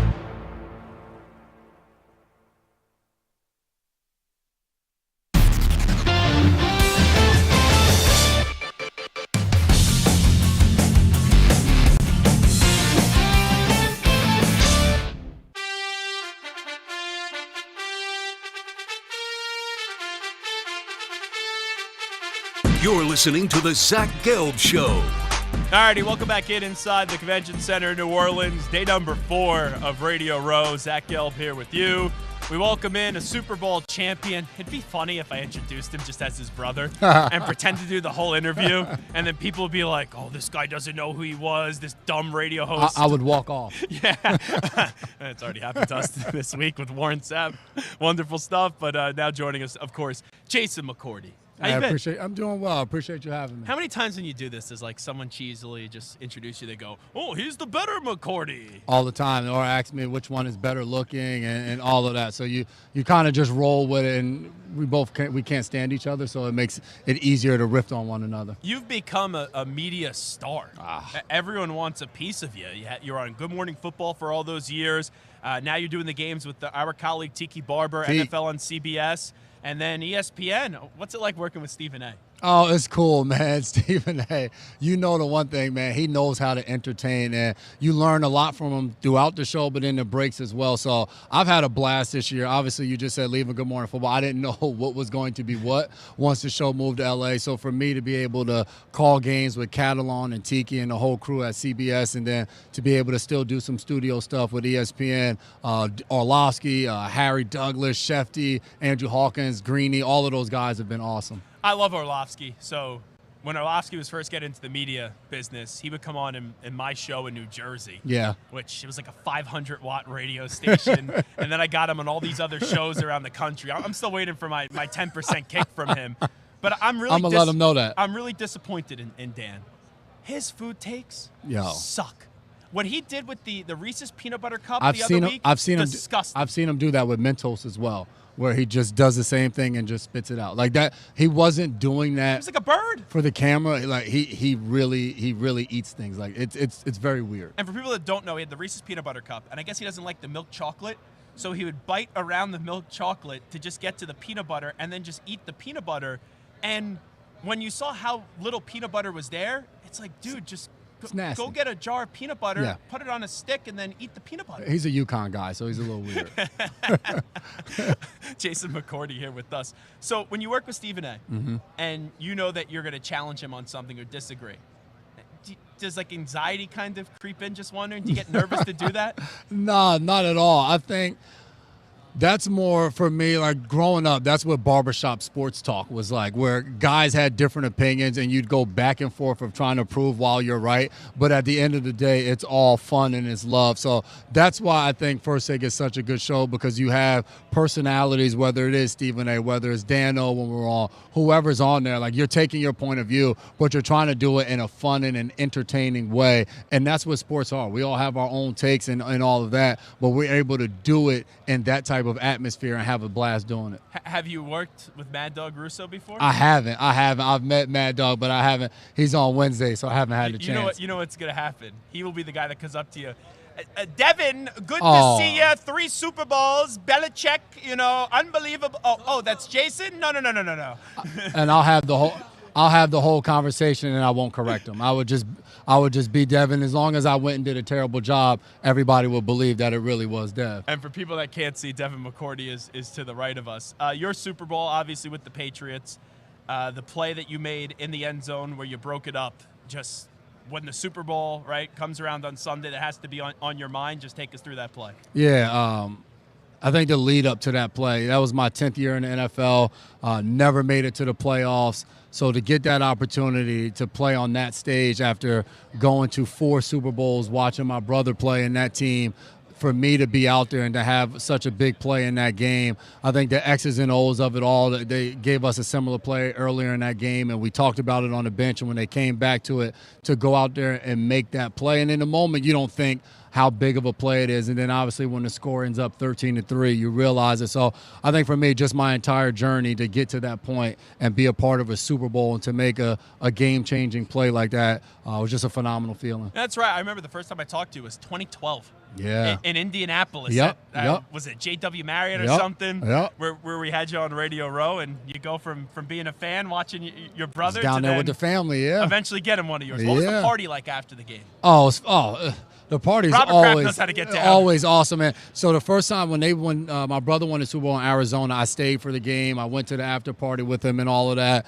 And to do that, to be down on the field when they were passing the trophy, and I never touched it, but as an NFL player, to witness it that close, it just gives you more of that burning desire. So being at his after party, knowing that I wasn't a part of the victory, to fast forward to actually now being a part of it, we had a blast. That entire, for me, we were talking about this yesterday. We ran into Darius Slay, and we talked about playing in the Super Bowl, and Dev talked about when you win the conference championship game, everybody's so excited, and he remembers telling teammates, like, this isn't what it's for. And I said to Slay, I said, man, the hell with what he's talking about. When I won the AFC championship game, those next 2 weeks, You like, weren't in the penthouse for years. I enjoyed it because even that accomplishment to get there meant so much to me, because I didn't have the same experiences that he did. And a lot of guys go through that, where it took a long time. Ran into DeAndre Hopkins' mom the other night and talked to her about him now in his 12th year of getting an opportunity to play in a Super Bowl with all he's accomplished in a Hall of Fame level career that he's had. It's just such a cool experience. And when you are able to reach the mountaintop of your profession, no matter what it is, it takes a lot of hard work to get there. Jason McCourty here with us. I actually think this is interesting, and I saw him the other night, but I didn't bring it up because we were all playing blackjack, and like, I don't want to ask these kind of questions. I'm hoping you won, but yeah. I'd just be lost $150. Thanks, Patrick Peterson, and also Brian McFadden.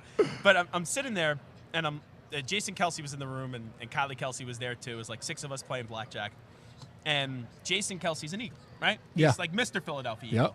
His brother plays for the Chiefs. His, maybe soon-to-be sister-in-law is obviously a big factor of the game as well. And I go, I know Kylie grew up as an Eagles fan, and Jason is Mr. Eagle. I feel as if they're rooting for the Eagles on Sunday as Travis plays in the big game. That's got to be just a weird, and you understand it because the twin dynamic and the brother dynamic. That's just got to be bizarre. For me, I was hoping my brother lost in the Super Bowls. He was in, just because I got tired of watching him go to Super Bowls to that extent. But no, it has to be extremely hard. I have no problem rooting against my brother. I'm sure Jason's the same way. But it's that weird feeling. So hold on. I'm calling cap on this. You say that because you guys have this thing like, oh, we're always making jokes. Down deep, you're really rooting against your brother?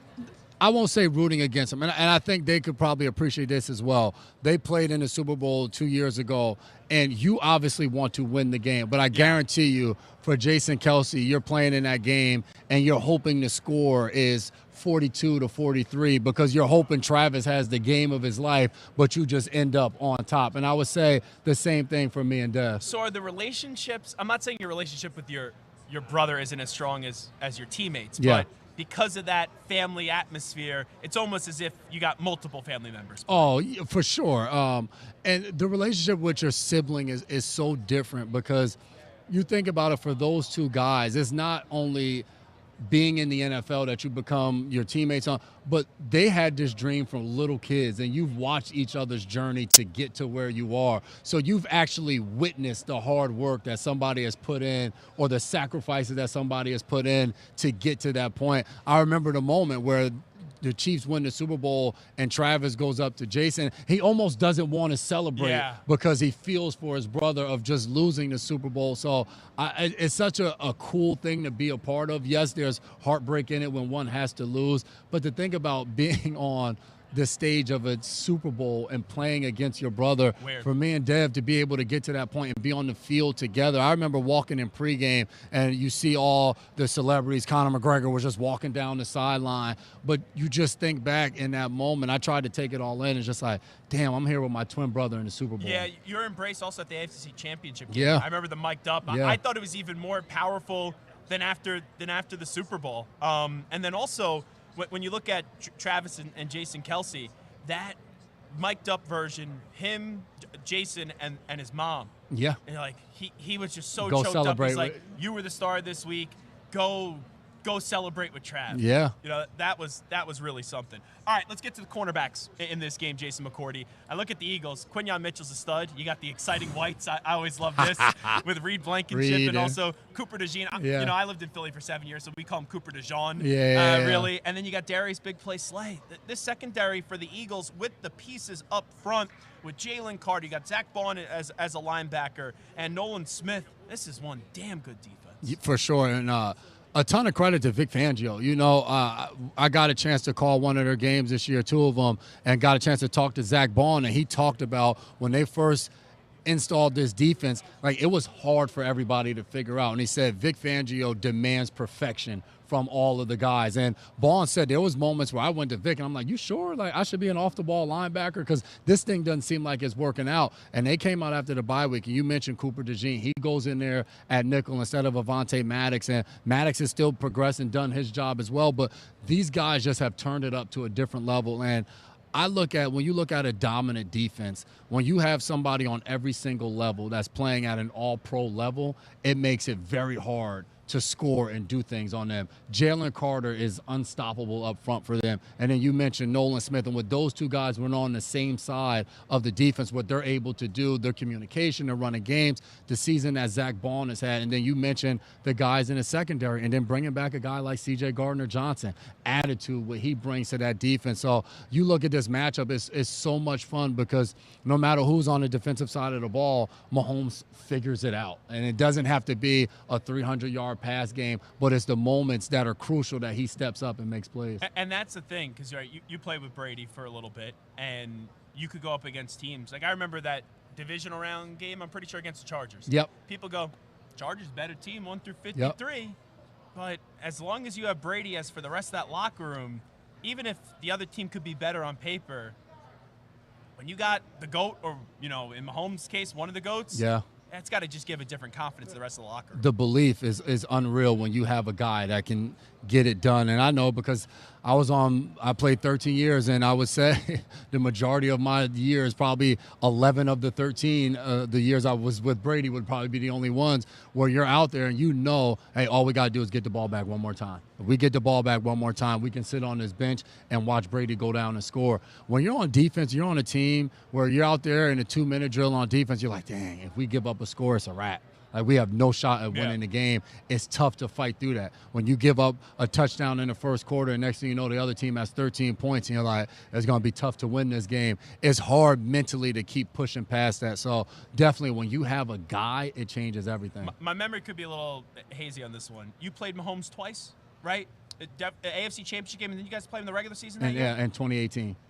When the first 2 times, the only 2 times you saw him, what were, like, the immediate impressions? Did you know that this dude was just ridiculous? Well, by the time we played them in 18, they had already, we were deep enough in the season. That game we won that game 43-40. But you turned the film on at that point, and they were already, remember, that was when they were playing the Atlanta Falcons. He throws the ball 60 yards in the air to Tyreek Hill. So you saw from the very beginning when he was out there of what it was going to be. And then that offense with Andy Reid. So first impressions was like, damn, I better make sure the safety's behind me, that I have some help when they're on offense so I'm not out here getting exposed. So, I mean, he's just – you don't typically see that. Like, somebody as great as Mahomes, like, not have rough patches. Like, as soon as he stepped on the scene, he's been that guy. It's funny you say it the way that you did. I remember texting your brother after the AFC Championship game. I go, no one saw you on the screen, but you played a heck of a game because it was just don't let Cheetah beat you. There's a mic'd up clip where he's saying to Tyreek Hill, like, nobody at home knows that we're double teaming you every play. They just think we're shutting you down. So it's a frustrating day for you, but for us, it's a glorious one. Who wins this game? You go with the better team, or do you go with the guys that have just been here before and done it? So every week of the playoffs, I've picked against the Kansas City Chiefs, and the fans have let me know that I'm an idiot for doing so. And once again, I'm gonna pick against the Chiefs because and it's not that I hate the Kansas City Chiefs or hot take hack from ESPN now, McCourty. People are like, well, McCourty, he's a Patriot, so he doesn't want him to beat their dynasty. I'm like, I wasn't a part of the Patriots dynasty. I won 1 Super Bowl, and I don't care which dynasty is better. I just watch the Eagles and everything that they've been able to do. Saquon Barkley, the season he's had, I think they're the team that I think wins this game. He's Jason McCourty. Jason, always great to see you. Thank you. Always, man. Appreciate it. Good to see you. There's Jason McCourty. We'll take a timeout. We'll come on back. The Pro Football Hall of Famer, B-Doc, Brian Dawkins, join us next. Update time. Here is El Capitan, Marco Belletti. Infinity Sports Network. Sports Flash. Well, Zach, the Suns made a move at the deadline, but it was not to trade Kevin Durant. Instead, they ship out Yusuf Nurkic and a first-round pick to the Hornets in a package that included Cody Martin. So Durant, he was out there. The Suns eventually decided to stand pat. Some of the moves that did get done at the NBA trade deadline as that is come and gone. Grizzlies trade Marcus Smart and a first-round pick to the Wizards, a multi-team deal. Get back a couple second-rounders. It's a salary dump. Clippers getting Bogdan Bogdanovic from the Hawks, along with 3 second-round picks in exchange for Terrence Mann and Bones Highland. Cavs get DeAndre Hunter from the Hawks for Karis LeVert, George Niang, and 3 second-round picks. Lakers, of course, Mark Williams from the Hornets in exchange for Dalton Knecht, Cam Reddish, and an unprotected first-rounder in 2031. Longtime Bears owner Virginia Hallis McCaskey has died at the age of 102. She owned the Bears since her father, George Hallis's death in 1983, of course, stewardship of the Bears' lone Super Bowl victory in 1985.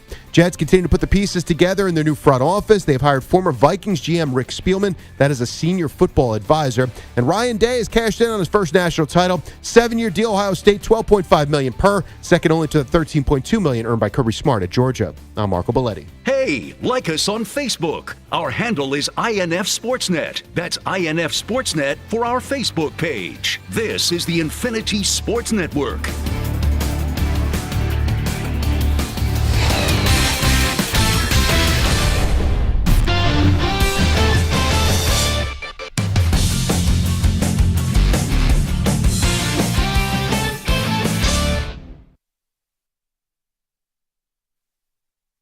You're in a 5-minute break.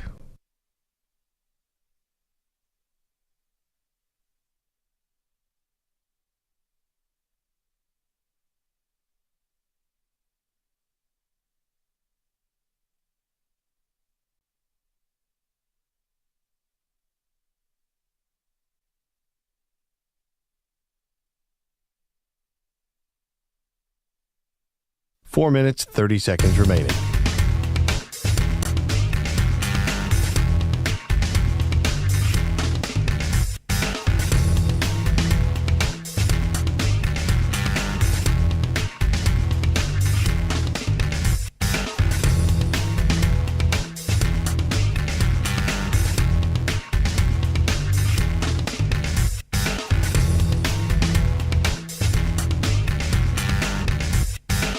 Four minutes remaining.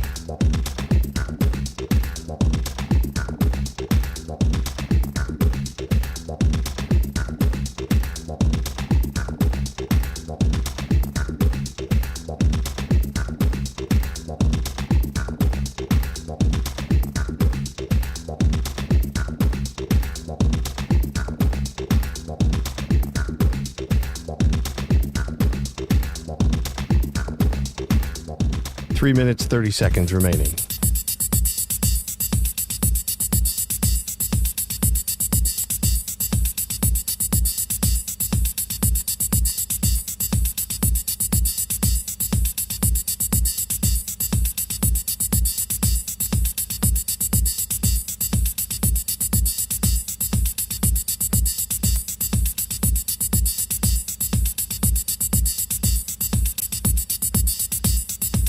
Three minutes remaining.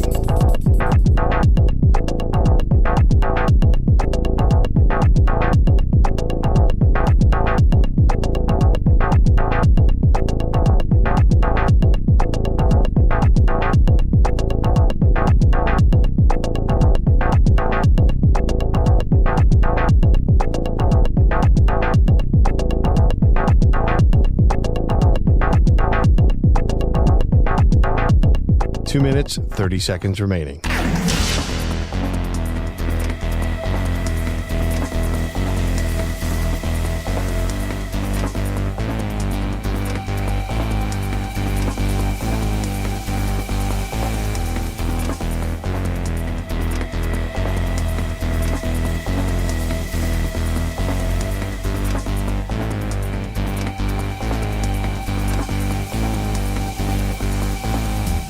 Two minutes remaining.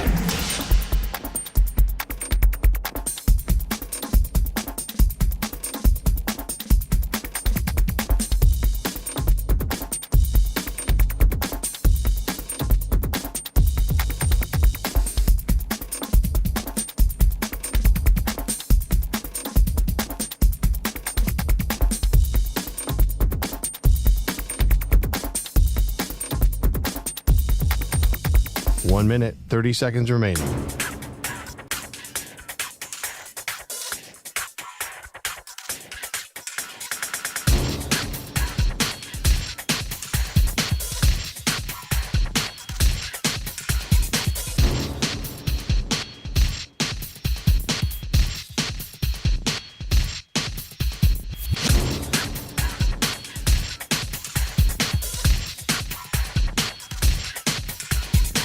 1 minute remaining.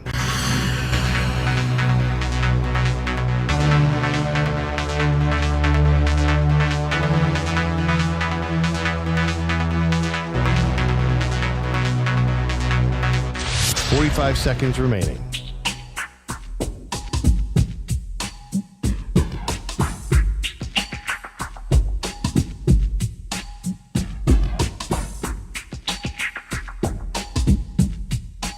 Seconds remaining.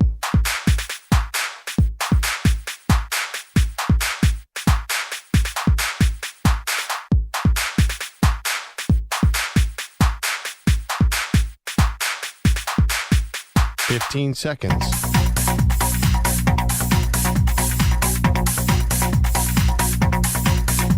Break ends in 5 seconds.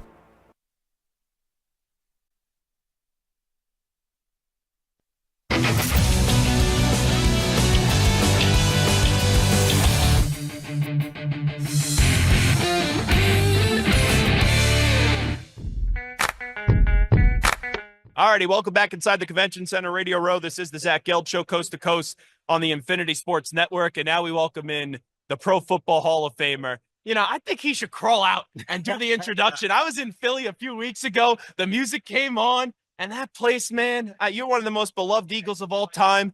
There's just a certain pop when Brian Dawkins is in the house, and he joins us right now. B-Doc, what's going on? I'm blessed, man. Blessed to be here. Blessed to be here. Well, I appreciate you coming on. We'll talk about Behringer and Lilly in just a bit with you. I want to start you off, though, with Brandon Graham, Yes. right? One of the legendary Philadelphia Eagles, made the biggest play in the history of the franchise with the strip sack up against Tom Brady in the Super Bowl. Still waiting on that statue to be made. Yeah. Still waiting on that statue. Well, you know what happens. Yes. Quarterbacks, they get the statues whenever. Yeah. For everybody else, you got to retire, and it seems like he's playing, and this is going to be probably his last game. When you look back at his career, just what stands out to you, you know, regardless of what happens on Sunday for the great Brandon Graham? Well, I think when he tells it, you know, better than I do, obviously, because it's his story, but he just talks about how, you know, in the beginning that his head wasn't completely in it and he was counted out, and all of a sudden it clicked. It clicked, and he began to do things from a different place. And now one of the franchise legends of the Philadelphia Eagles, and potentially could go out with another ring. So, I mean, again, to see his journey is also an indication for individuals out there who struggled in the beginning, but it's not about how you start, it's how you finish. And he's a testament to that. Talking about defensive players, we had Myles Garrett on the other day, and all the Philadelphia media was right around the set. They know I went to Temple, so they go, oh, Zach's going to ask him something about the Eagles. And Myles Garrett said Philadelphia would be a hell of a destination. Those Eagles fans are already kind of making their pitches. What would your reaction be if you get the alert, or if Howie calls you up and he goes, hey, B-Dog, the Eagles, we got Myles Garrett? No, man, you got to – if you get Myles Garrett, a generational talent, on the same field with the young generational talent that they already have in Carter, like, I don't know how you stop that. I don't know how you – so I'm not saying you won't need talent everywhere else, because they still do. But when you have that defensive player of the year with another dude that's battling for the defensive player in the year on the same defensive front, like, it's absolute wrecking havoc for any offensive unit. So, I mean, I don't see how I don't see how other teams won't do whatever it takes to prevent that from happening. I'll just say it like that. You got Jalen Carter, you got Nolan Smith, you got Zach Bond, who could be the defensive player of the year. You look around at the secondary, you got Darius Big Play Slay, you got Quinyon Mitchell, you got the exciting whites as well with Cooper DeJean and Reed Blankenship. Man, a lot of names on this defense, and I'm most excited for this one. Chiefs offensive line, Eagles front seven. That's where I think the Eagles have an advantage. They're going to win this game. That front seven's have to come to play. Yeah, absolutely. And most teams will always tell you this. Anybody who plays the game of football, it all starts up front, right? So if you have a defensive line or offensive line, whichever unit can do the most damage to want to play, you know, on the other side of the line of scrimmage, as far as that is concerned, that team is probably going to win games. And again, the Philadelphia Eagles have been trending in that direction. They've started off a specific amount of pressures during the regular season, the first 4 games. But after that bye week, to me, some conversations were had. Accountability was then offered and given. and then they came out to be a completely different defense. So this unit you see in the playoffs is a completely different, more confident, more disciplined group than you've seen in Philadelphia in the last couple of years. Yeah, I'm fascinated to hear your answer on this, Brian Dawkins. Andy Reid, right? Everyone was so happy for him when he got his first Super Bowl, right? He's won 2 more since then, one at the Eagles' expense. You know, the first one against the Eagles, no one was thrilled, right? If you're a Philadelphia Eagle fan, to lose in the Super Bowl, but people love Andy so much. If he beats him twice, will you be happy for Andy? Just wondering. Well, I'm going to be happy for him, but I'm not. I don't want them to win. You see what I'm saying? Like, because I'm always have love for Big Red relationships and Spags. It's not just him, but Spags. So it's not just him, Andy Reid on the team. It's like Spags, Tobe, like, and some of the other assistant coaches who are now position coaches used to be like managers and things like that here when I was in Philadelphia. So they've grown, obviously matured into different roles. But my point is, it's not just Andy. You know, I've spent time with Spags. He was my defensive back coach for a couple of years. So like I have love for those two dudes. So obviously if they win it, I'll be happy for them. But at the same time, like I want the Birds to win, brother. Assistant coaches, right? They don't make the Hall of Fame, but Spagnuolo, he should be in. Yeah, but there's no way you can tell me that he doesn't make it into the Hall of Fame, being that he is the winningest coach as far as Super Bowls are concerned, defensive coordinator in the history of the game of football. So think about that. So there's no way you can't tell me that at some point. I'm not saying, you know, first about it, none of those things, but I'm talking about at some point, Spags needs to be in there. Especially, I don't see them not competing for championships just this year. Excuse me, not. How do I say this? I see them competing for more championships for years to come. So for years to come. Yeah. That's what I was looking for. Yeah. You got it. Before we let you run, we'll talk about Barringer and Lilly in just a second. When we get to Jalen Hurts, all this guy does is win. And you know it, even when you win, there's still some criticism. People always have to find things. And this is a team sport. And people go, you know what? Jalen's got too much around him. And let me tell you something. If there wasn't enough around him, he wasn't playing well, everyone would crush him. Does Jalen Hurts just get too much disrespect? Well, disrespect, yes, he gets too much disrespect. I'm okay with them expecting him to do more because you should, like, and that's the like crazy thing for me. When I see it, I see what some people are saying because I see the exact same thing. There's certain aspects of his game that could be better. Why is that a bad thing? That's my point. Like as a defender, as a guy who always was constantly trying to be overly critical of myself when I watch film, like I'm looking for those things to get better. So if I see those things or if I hear from someone, you know, that's critiquing me, not criticizing, but critiquing me, and they point out something to me that I can get better at, why wouldn't I use that to then get better? So like for me, I see what I see, and I see that yes, there's things that he could be doing better, and I want him to do that.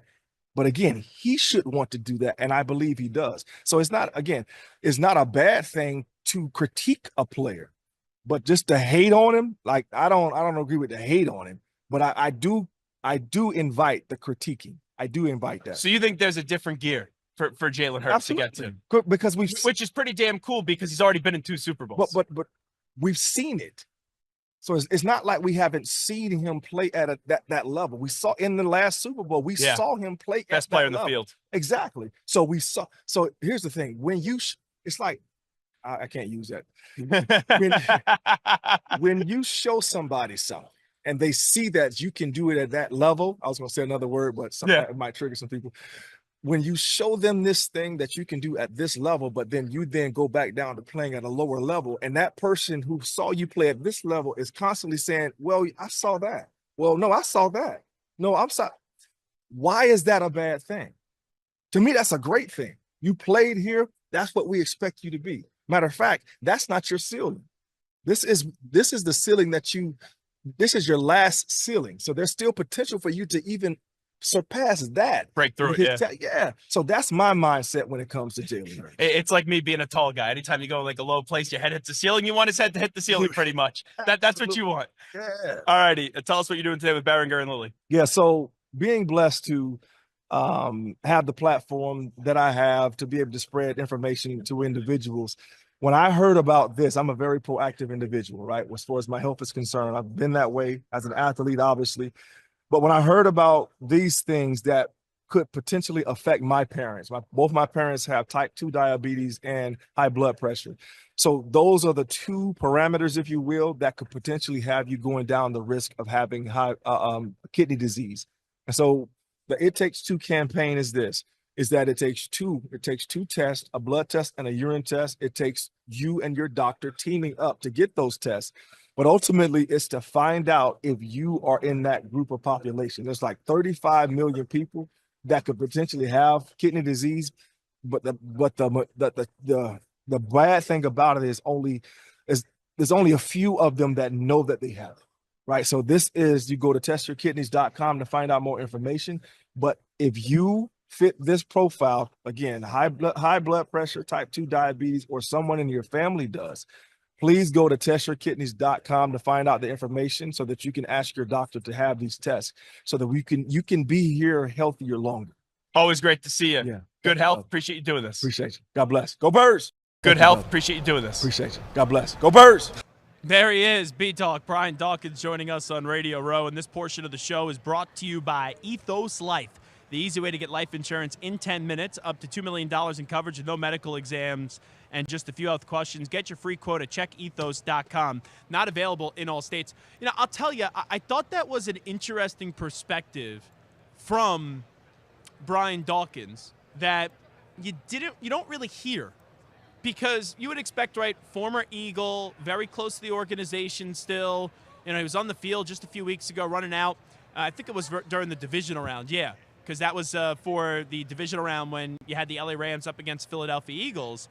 And you would think that he would defend Jalen Hurts, and he wasn't being critical of Jalen Hurts. He said, we've seen Jalen Hurts play all the way up here.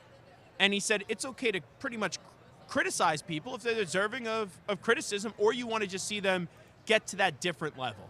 And, you know, the more and more I think about this, when we get to the negative storylines potentially on Monday, you know, if the Chiefs lose, I think the thing that we're going to talk about the most is the offensive line.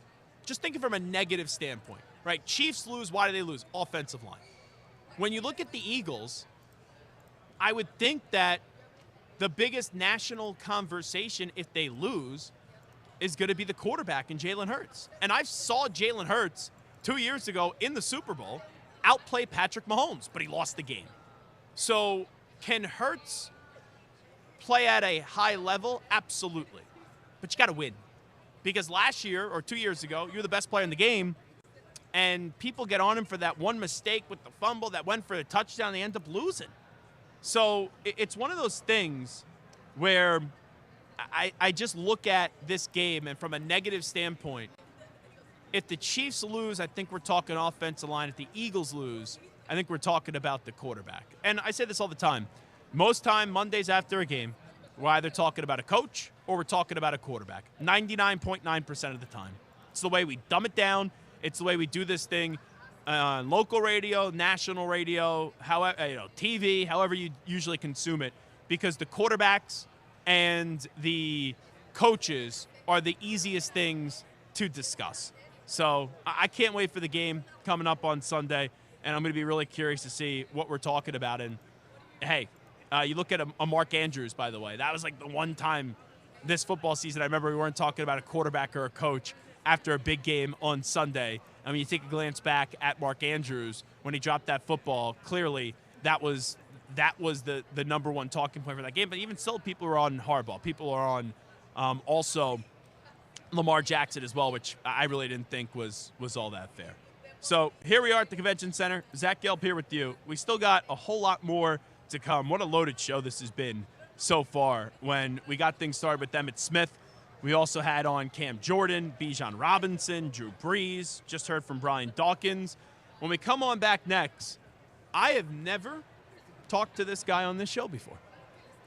Former New England Patriot, Teddy Bruschi, and he is supposed to be joined alongside with Damar Hamlin as well. So we have Teddy Bruschi and Damar Hamlin coming up next, and also one of the greatest quarterbacks of all time, Joe Montana. He's going to stop by, and that's going to be in about 25 minutes from now. And there's a lot to get to with Joe. Obviously talk about Hurts, obviously talk about Mahomes, and also the Niners and what they're going to do with Brock Purdy. Because this season did not go the way that we expected it to for the 49ers. You thought going into the season, Eagles, Lions, 49ers, 3 best teams in the NFC, right? And the 49ers didn't make the playoffs because of the bevy of injuries and the plethora of injuries that they did suffer. So now, when we take a look at Brock Purdy, where's Montana at? How much does he still believe in him? And should he think that the Niners should end up paying him this year? So we'll get to that coming up when we return from Radio Row in New Orleans. Teddy Bruschi,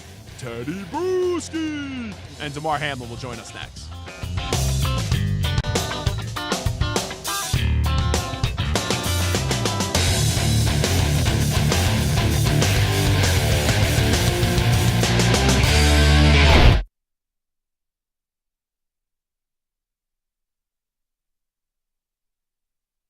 You're in a 5-minute break.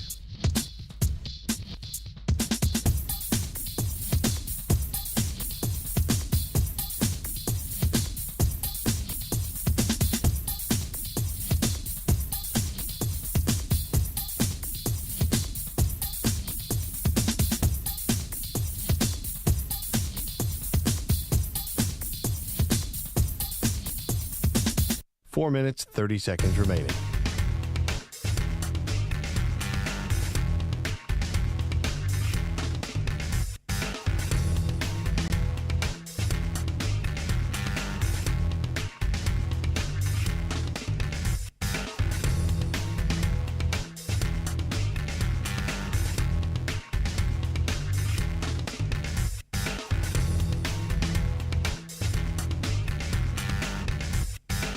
Four minutes remaining.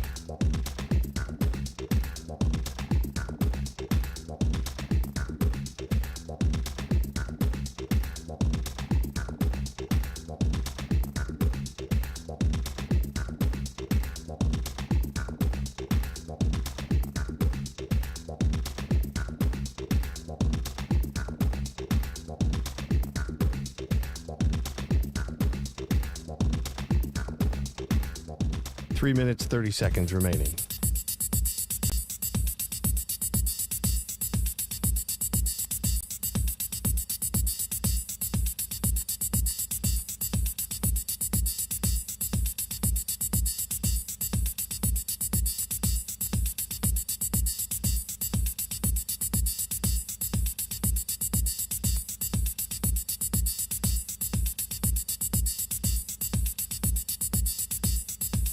Three minutes remaining.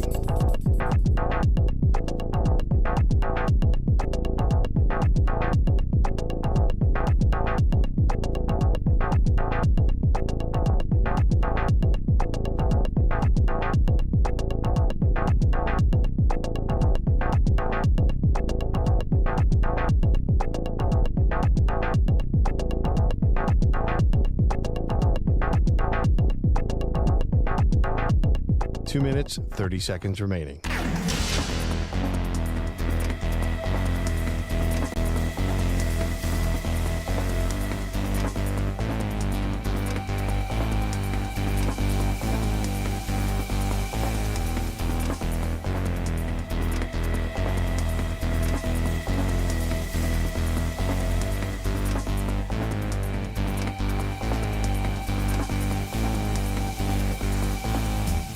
Two minutes remaining.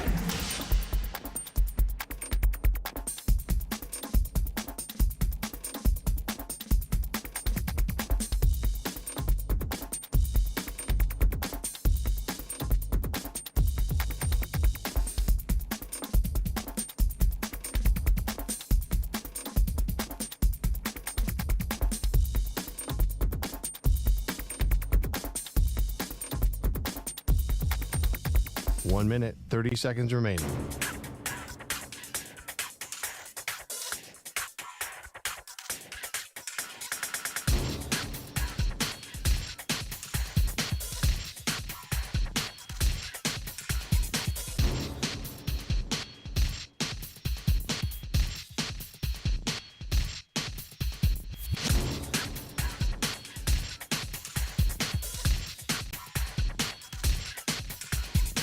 One minute remaining.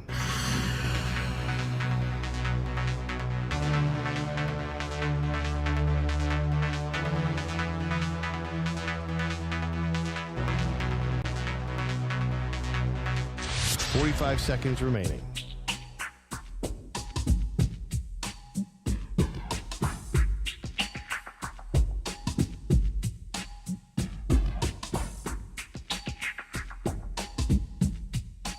Seconds remaining.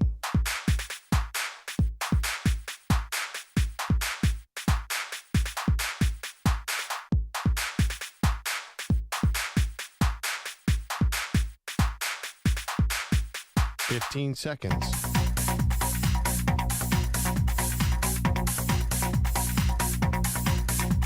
Break ends in 5 seconds.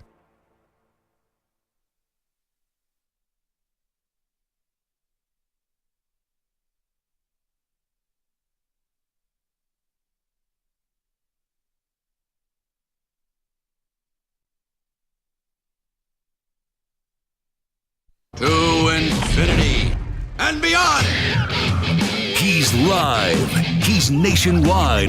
This is the Zach Gelb Show.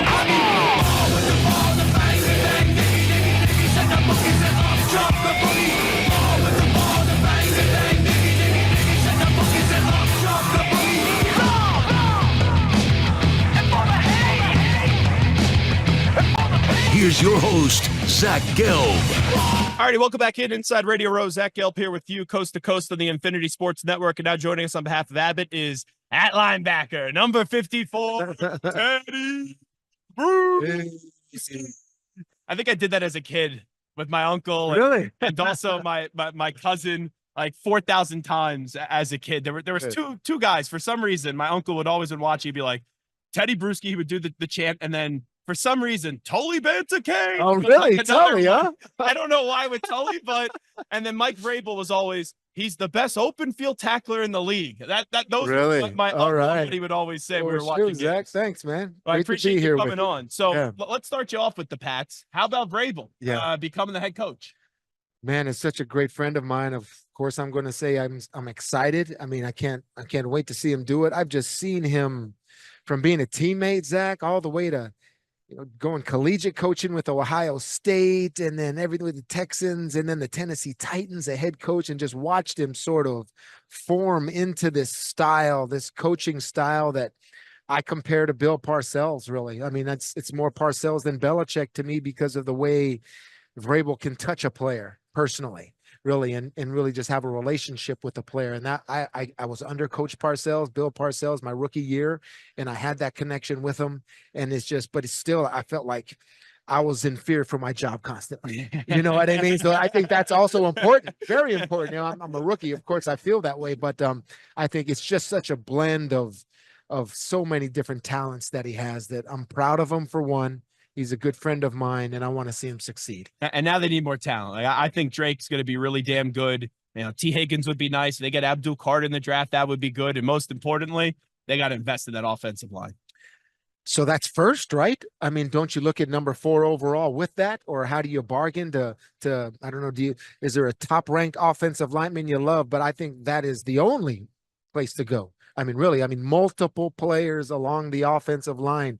There are 2 teams here, one with the best offensive line in the game in the Philadelphia Eagles, and the other one is, Joe Tooney's there. Yeah. You got a great interior offensive line with Humphrey and then Smith on the other side. I know the tackles have been weak, but Tooney's so good. He's a former Patriot that they bumped him out to left tackle, and it's just those type of players along the most important unit on the field. It's got to be priority one. Teddy Bruschi here with us. Your favorite play as a Patriot? I have one that comes to mind, but I'm wondering what is yours? Okay, my favorite play would be Detroit, the year 2000. It was an empty adjustment. We were blitzing, and I blitzed, and I read the slide, and I popped out to go defend the slant, and I intercepted it and took it back, because that was really completing my sort of transition to linebacker, because I played defensive end all in college, and then all of a sudden I'm playing linebacker, and that took so many linebacker reads to where getting that pick six, what it meant was I finally think I've sort of owned the position. Mine was against Indianapolis in the playoffs, when you ripped the ball away. Oh, yeah. Yeah, that was to me good. Was the definition of Teddy Bruschi, because he would do whatever it takes to get the damn ball and give it back to Bill and also to Tom. I give Jeff Saturday a hard time about that all the time too, the center. Yeah. And we welcome in Damar Hamlin as well of the Buffalo Bills. Damar Hamlin and Teddy Bruschi here with us. So for you, I'll never forget being on the air. Obviously with the night and everything that happened up against the Cincinnati Bengals. Just so much respect for not only obviously the fact that you're still with us today, but how you keep on playing and you keep on getting better and better. I know last year was special, but this year to take that next step, just what comes to mind when you reflect on it? A journey, like really just a journey and persistence. Having a plan, trusting the process, and I mean like a day-to-day process, like day in, day out, sticking to the script, even when it's ugly, even when it's not the best, but believing, and I believed in myself from the moment where I was a few days in the hospital, up that Saturday watching the playoff game, or not playoffs, but the games on TV that Saturday, and just watching and knowing like I can't be done with this yet. Like I still got more in the tank. I still got more to accomplish. And, I just think all of that to fast forward and be here right now talking to you, I think it just, it's just a testament to just persistence and consistency. So you knew that quickly that you said, okay, I'm not going to end my football career then? Yeah, yep. That was an exclusive. I never told nobody that. And for you, Teddy, obviously, I remember finding out when you got the stroke, and I just thought that was going to be the end of your career, but you didn't let that be the end of the road. Why was that?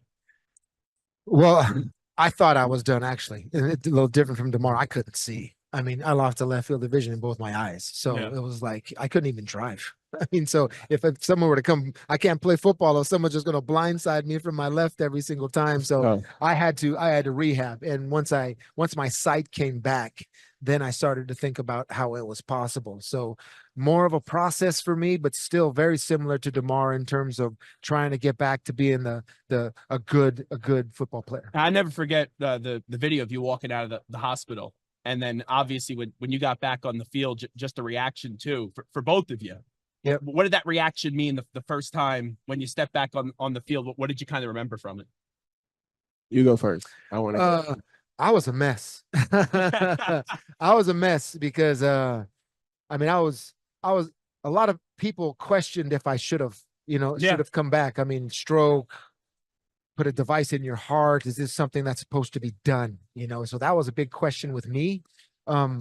So my wife didn't want me to come back too at first, so there was a lot of things I was a little bit further along with Damar. Damar was a younger player. I was in my 9th year. I had 3 kids and my wife's like, you're done. You know what I mean? So I had to go through some stuff at home. So finally getting to the field and just making it through the first play, every play was a victory for me. So getting over that anxiety and that sort of thought of maybe I shouldn't be doing this. But that's why that first year for me was more of a mental healing process and emotional healing process, probably more than physical. Yeah. I can say the same. 2023 season, like just to get back out there, I was like, it felt like, I did it. Like I overcame, my situation, even though, I didn't have high expectations as far as like my role on the team. I was, they allowed my situation to give me some space and time, but they still believed in me. Shout out to, all of our management and our coaches. That was a big part of, being able to do everything I did as well. But, they gave me the space necessary to have the time to do what I needed to do with the process. And as much fire I had in me, as hungry as I was, as much as I wanted to prove myself right and everyone else wrong, I needed that time to be able to, develop back into the player that I was this season. I'll tell you, 2 things said about you really pissed me off, if I'm just being honest, Damar Hamlin. Because, right, when we talk about football and you criticize someone, it's football at the end of the day. But when people think, like, the conspiracies about you drive me nuts. That you didn't exist, or you would have got cut by the Bills if it didn't happen. I thought that was some of the most bull crap. Seriously, that people have ever said it in the media world. Yeah, thank you. I appreciate it, man. And I think shout out the Bills for believing in me. Man, I think that's the proof in the pudding. You know what I mean? I was a starter coming into camp. I was a starter coming into the season. I was a starter going into the playoffs, and I was a starter You know, we win, lost, drawed, tied. We did everything with me as a starter leading this defense with a head coach who has a safety background and with a defensive coordinator who has a safety background. And these guys all believed in me. You know, they put me in the driver's seat to be a leader on the defense. And, you know, we finished first in turnovers. We had a great year on defense. We had a great year as a team. I think there's a lot to be proud of the season, more than there is to, you know, hang our hats on. Last thing I'll ask you, Damar Hamlin, Teddy Bruschi here with us to talk about Abbott in just a second. So Dawkins, actually one of my closest friends from college. We went to school together. Temple. Yeah. You already know University. If you we're got being the real. move, you got the snack. Yeah. And that locker room I know is so close. And you guys have been so close yet so far. Heck, I remember with your guys' teams, Peyton Manning and the Colts, you guys would always beat them, but eventually they finally pulled through in 2006. Again, that still annoys me to this day, but we don't need to talk about that. For you, why do you guys still believe that, you know, if you're back in Buffalo and part of this team, why this team could get over the hump still? Man, I believe, you know, everyone counted us out this season coming into the year. No one expected us to win our division. No one expected us to be a playoff team. You know, this was supposed to be a rebuilding year for Buffalo. And we took that, we found ourselves, we knew who we were all year, and we leaned on that. And we were able to accomplish great things. You know, we got to the game before the game. And, you know, as sad as it is to make it that far and not finish all the way, that's a big accomplishment. So I think we have the recipe. I don't think we need to change a thing at all. I think the people are what make the place in Buffalo. And I think that, you know, we're right there. You know, we just have to find a way to get it done. Just keep going, you know. Tell me what we got cooking today, obviously, with our Abbott Heartmates, obviously, very important cause, talking to both of you. Yeah, Abbott Heartmates, I'll start tomorrow in terms of we're forming a community of people, of survivors and caretakers that when I came back, I wish I had someone to talk to, you know. So, I mean, this Abbott Heartmates team is where heart survivors, stroke survivors, cardiovascular survivors can go to and ask questions to other people that have gone through the exact same thing that they've gone through. It's a very important community for support. Yeah, we're creating a community for survivors to not feel alone.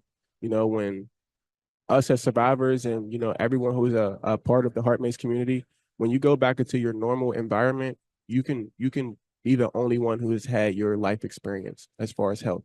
And that can be a lonely journey to navigate. So to be able to have a community of people that you can lean on in your toughest times, which for me, myself personally, being able to lean on those people, it provided me like grounding and stability to be able to deal with the chaos, because I felt like I knew myself first and I knew who I was through my experiences to be able to allow me to go out in the world and create new experiences. So it's been amazing. This has been a wonderful conversation. I have to just ask you one more football thing and then I'll let you run. I know you guys gotta what go. you got? I'm annoyed Belichick isn't back in the NFL. I think the UNC thing is cool, but I want to see him coach in the NFL. Yourself? What are we doing? Yeah, I agree. I agree. I mean, he decided to go to the collegiate route, but what are we doing in terms of NFL owners if you don't want to give Bill Belichick your team to? I mean, and this is just where this has gone. I think. I mean, there's a lot of things maybe Bill has to show. What does he have to go through the interview process? I mean, I don't know. What do you got to do? What do you got to do? You know what I mean? I was totally surprised that he went this route. I wanted him to be back in the league. I think the league is less of I like to see good coach teams. I like to see Sean McDermott coach teams, you know, good, well-coached teams, you know? So listen, there was one of the greatest coaches of all time that doesn't have a job. Something's wrong with that. He's Damar Hamlin. He's Teddy Bruschi. Gentlemen, can't thank you enough. Really appreciate it. Thanks for having us, bro. Right, we'll take a time out. We'll come on back after these short messages.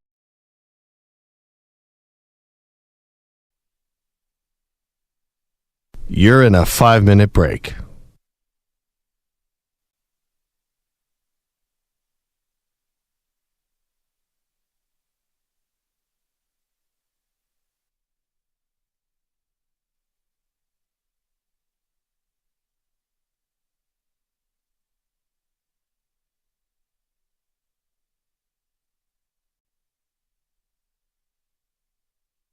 Four minutes, 30 seconds remaining.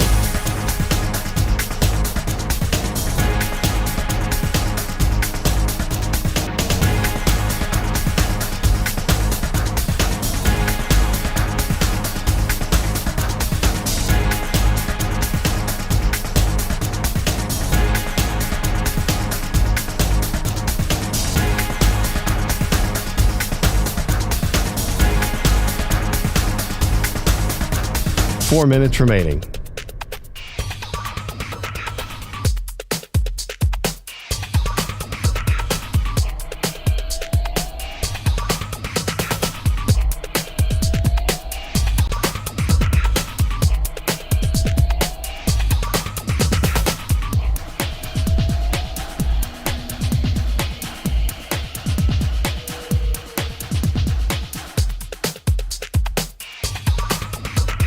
Three minutes, 30 seconds remaining.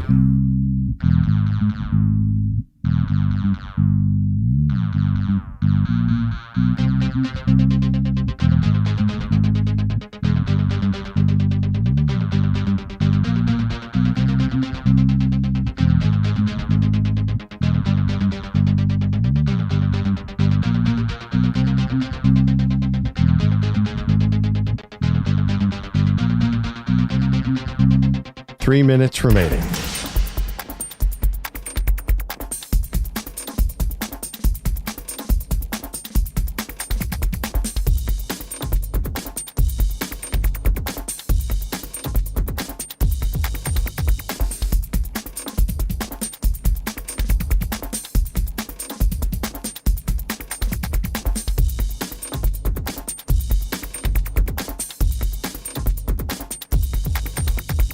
Two minutes, 30 seconds remaining.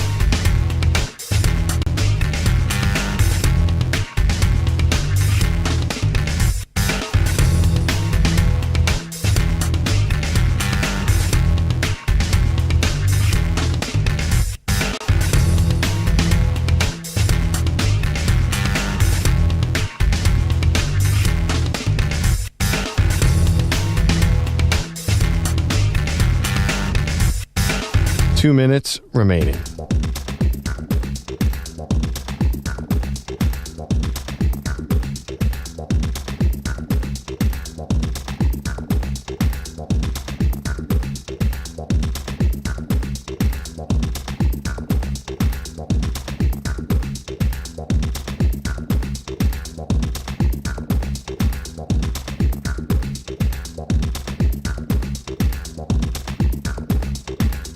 One minute, 30 seconds remaining.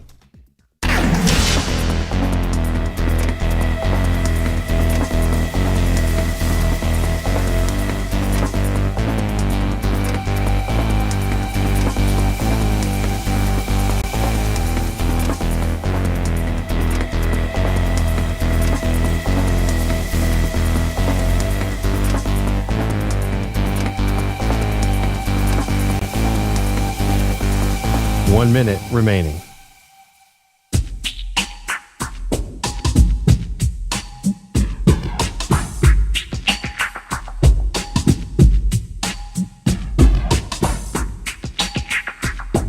Forty-five seconds remaining.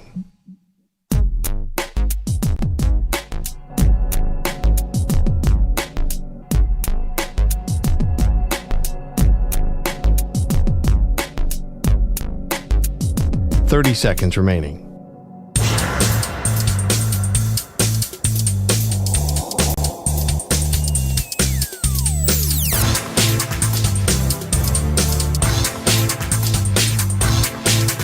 Fifteen seconds.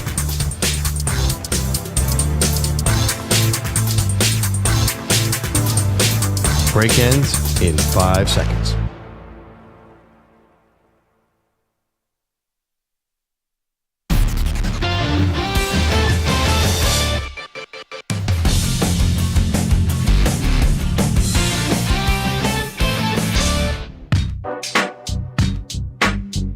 You're listening to the Zach Gelb Show. Alrighty, welcome back in inside the New Orleans Convention Center. Zach Gelb here with you, Radio Row, getting you set for the big game, Super Bowl 59 between the Kansas City Chiefs and the Philadelphia Eagles. And now joining us, one of the greatest quarterbacks of all time on behalf of Pfizer today, and that is the legendary, and you can't say that for a lot of people, but he is really legendary, Joe Montana. Joe, appreciate the time. How you been? I've been great. Thank you for having us on. So I got to start you off talking about Notre Dame. When I was at a wedding, and I get annoyed whenever there's a wedding in football season because I go, it's always going to conflict with my job. And I go, Notre Dame, Northern Illinois, that won't really be a game. The Irish will win. And I get out of the ceremony and I go, oh my goodness gracious, what happened? To see where they were from there to what it turned into. What a season for the Fighting Irish. I know, it was great. I think, it speaks a lot of measurements for Coach Marcus Freeman. He's been a blessing to that program, and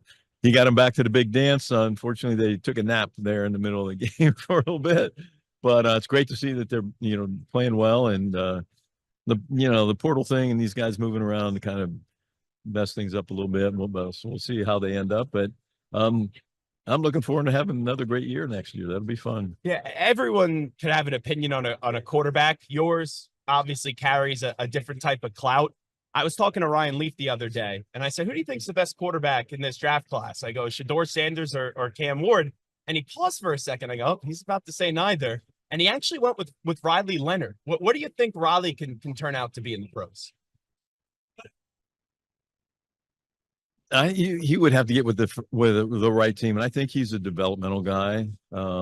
When you're not a true pocket passer, it's tough to come into that league and learn. I would like to see him get an opportunity, obviously, but it'll probably be late if he gets drafted, or he'll have to go win a job. But he's got the fortitude to be able to do it, and he's been through a lot, and he doesn't quit on you, and that's a big plus at that position. And even though he can make mistakes, and it doesn't bother him, he comes right back. So be fun to see. Joe Montana here with us. When we get to Mahomes, it's crazy. Every game he just keeps on writing a different chapter of history, and you keep on seeing him move up and up and up and up the all-time list. From your vantage point, when you see what Mahomes has been able to do this quickly, this consistently in the league, your impressions? Oh, I think he's fun to watch. I always say when he's on TV, I get to watch football because my wife wants to watch the Chiefs. So, yeah, I mean, it's very impressive at a young age. Because of Taylor Swift or because no, for Mahomes, for homie. But he's definitely accomplished a lot, and I think he's got a lot more to prove. Not to prove, he's got a lot more ahead of him that I can't wait to see. When it gets to the GOAT conversation, we were talking about you last week, and I go, for years, right, Joe Montana, the greatest quarterback of all time. Then Brady obviously happened. Now people are already quick to say that Mahomes is moving up there and could be the third or second greatest quarterback of all time, depending on what happens on Sunday. How do you kind of process that? Because you were in the lead spot for all those years, and now people are quick to just throw out the GOAT tag. Oh, no, I don't. I usually don't try to get in those conversations. I think because if you look at the eras the guys play, and I go, does anyone remember Otto Graham? They won 11 championships, right, before there were Super Bowls. And so how do you compare what he accomplished to today's game? It's just hard. Obviously Brady, tremendous career. Patrick's on his way to a tremendous career. So I don't know, wherever they stick me, I'm fine. I've never had any records. You got the memories, you got the rings, you got the Hall of Fame jacket, you got everything you need. Yeah. I got a healthy family. Yeah, which is the most important, obviously. Joe Montana here with us on behalf of Pfizer. So let me get to Jalen Hurts, because I feel as if he never gets the proper respect. I know when he was at Alabama, he got benched in the national championship game, then helped him out the following season, the SEC championship game. Goes to Oklahoma, Heisman Trophy finalist, and now in the NFL, he's in the playoffs every year. He's now playing in his second Super Bowl, but people keep on saying, yeah, but it's really because of all the weapons around him. Do you feel as if Jalen Hurts gets disrespected? Yeah, I mean, the thing I like about him the most, and I just heard Drew Brees talk about it, is the adversity he's been through. Just speaks a lot about his character, and that's what Drew was saying over there. Like, this whole portal thing is ruining some of this for some of these players, because you got to go through some adversity to be able to deal with it when it comes your way. And Jalen has dealt with it at a tremendously high level, and he doesn't care, right? If you put me in that position, I don't really care, because I'm at the Super Bowl, and I got a chance to win it, and I know we can win it because we've been here with the same partner. We've been to this dance before, so we know we got a chance to beat these guys. So when we get to the 49ers, Joe Montana, Brock Purdy, right, was in this game last year. This year had some ups and downs, right? Expecting a big contract this offseason. Your belief level in Brock Purdy is where at? Oh, it's high. You got to pay him. And I say the sooner you get him paid, you get rid of a bunch of crap that keeps getting written and talked about that shouldn't be talked about. Everybody has ups and down years. I can show you a handful of quarterbacks that are making a crap load of money that haven't done anywhere near or produced anywhere near what Purdy has done. And so I say you pay him and get it behind you as fast as you can. We'll talk about Pfizer in just a second. I just want to share something with you before we let you go, Joe Montana. Last year when you sat down here with us, I told my grandpa, I called him up before the show and I said, Joe Montana's coming on. And my grandpa, my grandma were like, oh my goodness gracious. I can't believe my grandson is talking to Joe Montana. And their anniversary is always this time of the year in February, shortly after the Super Bowl. And they were just so elated. And it was such a cool moment for our family. Unfortunately, my grandmother passed away in September. But every year now, the Super Bowl, I call up my grandpa and I go, geez, we're talking to Joe Montana later today. When's their anniversary? So it's coming up on Tuesday. Oh, ours, Jennifer and I's 40th is on the 24th. Wow. I know. How about that? I know. They were married for 73 years, I believe. That's awesome. Yeah. So we appreciated your words back then. I sent them the video last year. I had to teach Grandpa how to load it and everything, but it ended up working out A-okay. Oh, that's great to hear. I'm sorry about you, Grandpa. Yeah, no, I appreciate it. So before we let you run, obviously you're here with Pfizer today. Tell us what you're doing.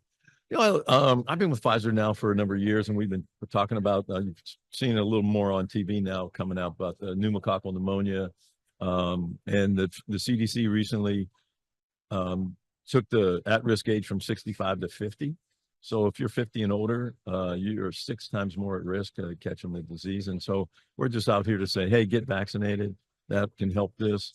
I got vaccinated. And hey, we want to try to get people healthy, and talk to your doctor if you got any questions. Talk to your pharmacist; they can help you out. But you also can jump on the website vaxassist.com, vaxassist.com. A lot of great information there. Just wondering for guys like Josh Allen, Lamar Jackson that keep on getting so close, but yet so far. As Joe Montana's here with us for one more question, what advice would you give to them? Don't do anything different. You know, it'll come. The more you try to force it, further away it gets. So I love watching those two guys too. So it was a shame. I actually thought they were going to get here. I thought Buffalo was going to make it, but they didn't have a good day. Yeah. I've been there.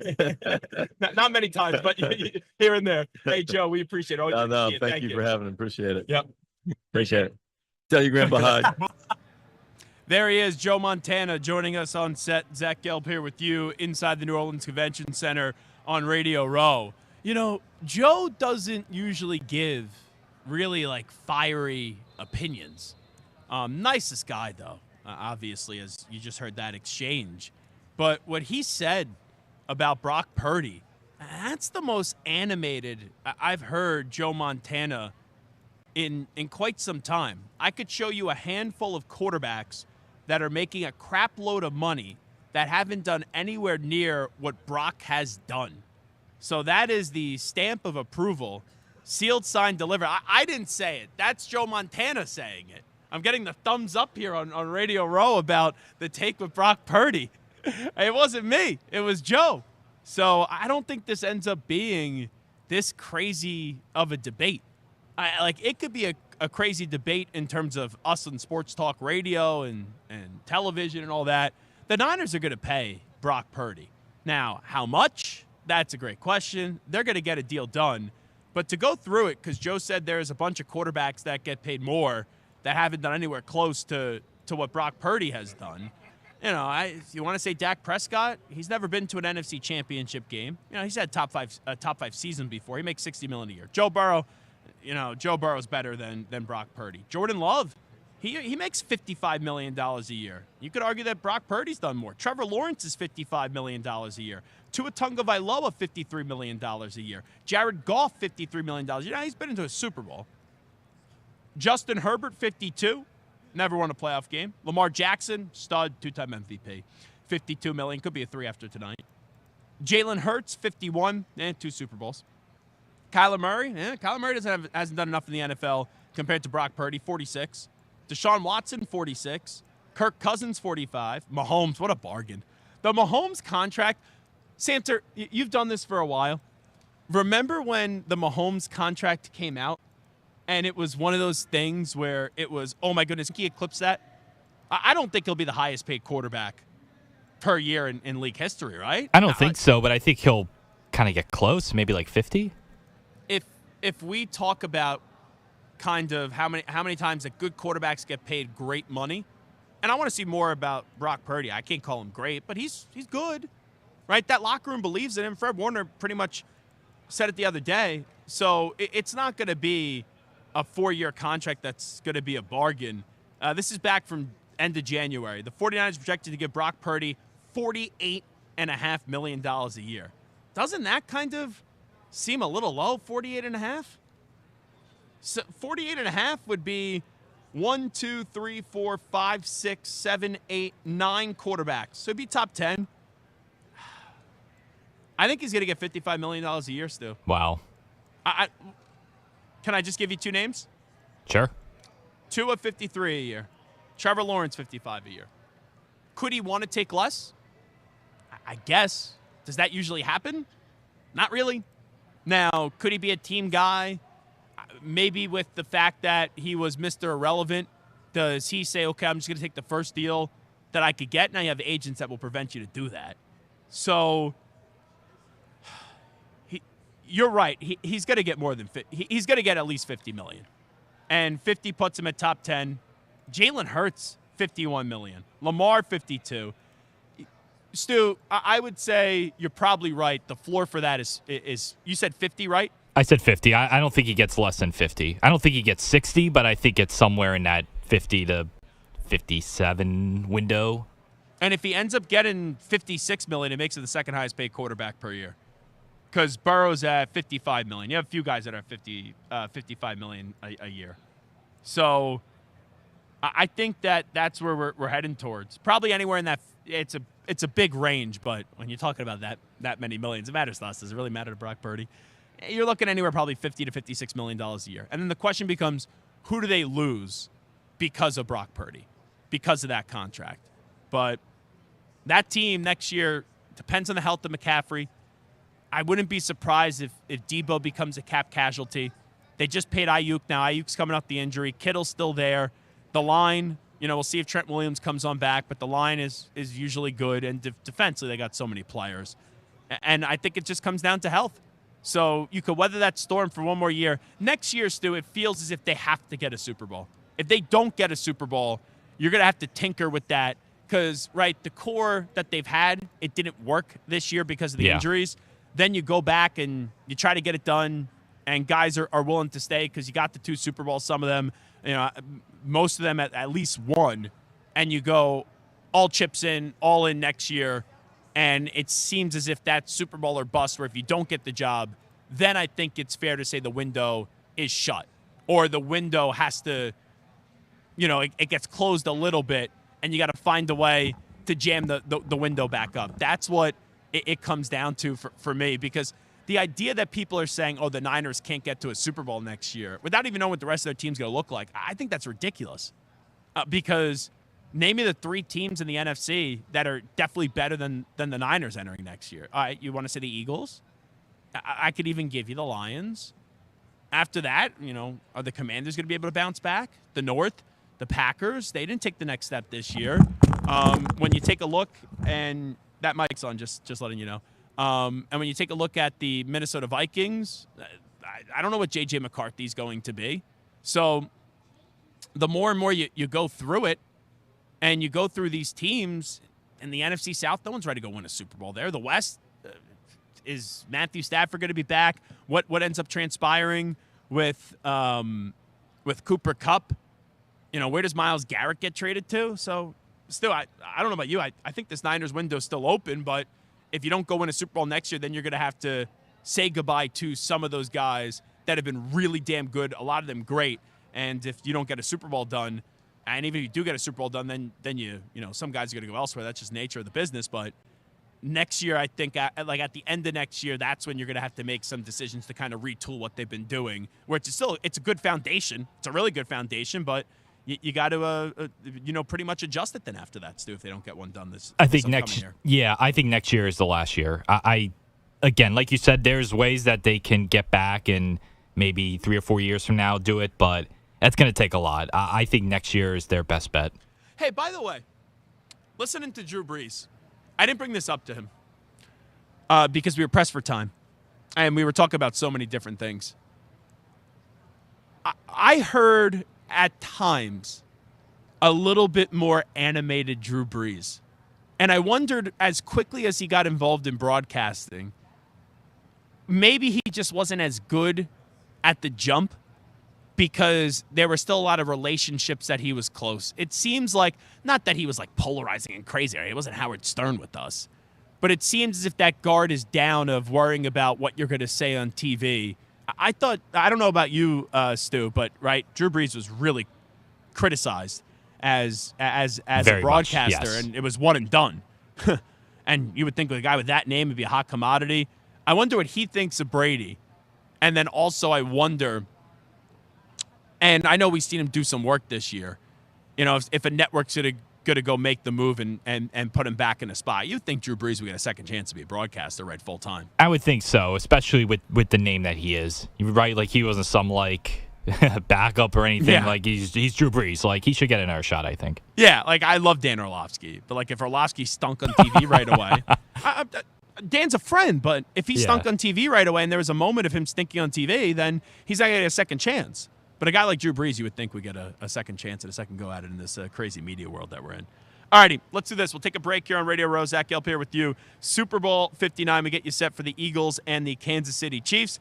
We will come on back, one more segment to play, as it's already 4 days here on location live on Radio Row in New Orleans. But let's send it back to New York City headquarters first. Here's El Capitan, Marco Belletti. Infinity Sports Network.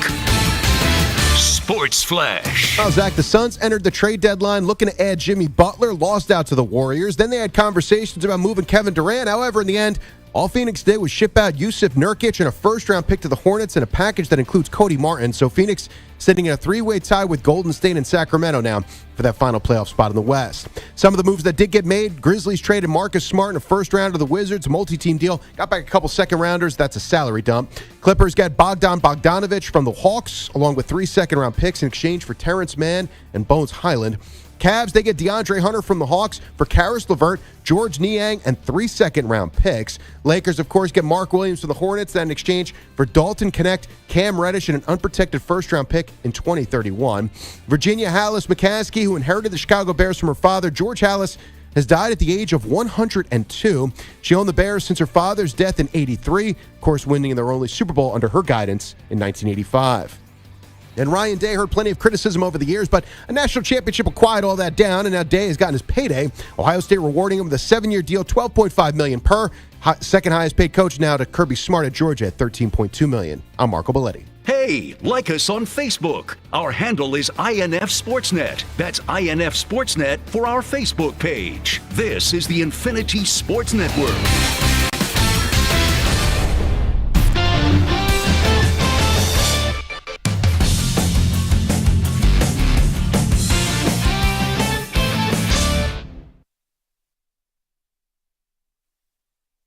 You're in a 5-minute break.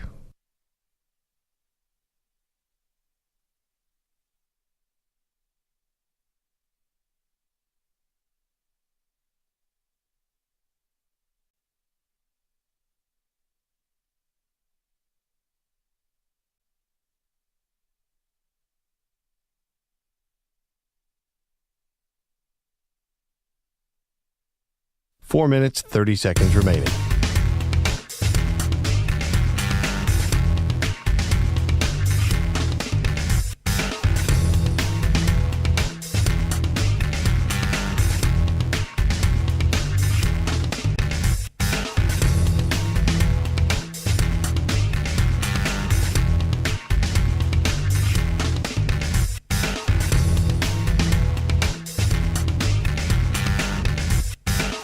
Four minutes remaining.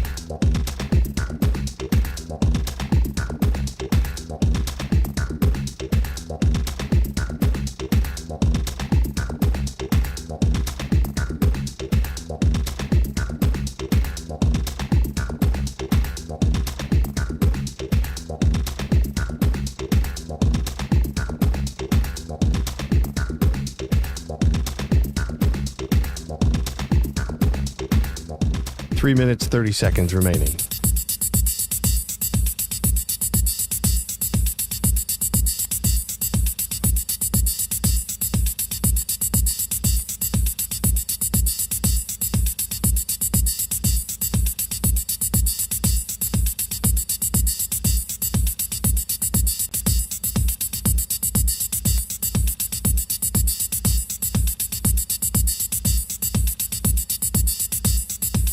Three minutes remaining.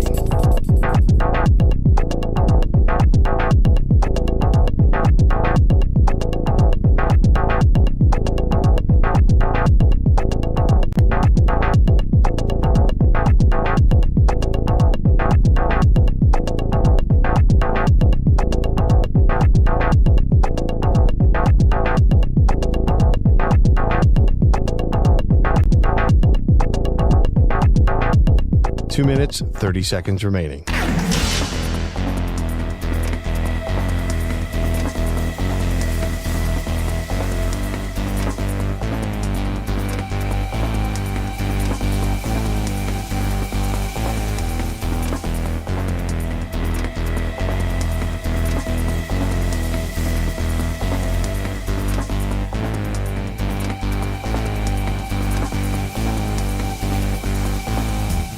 Two minutes remaining.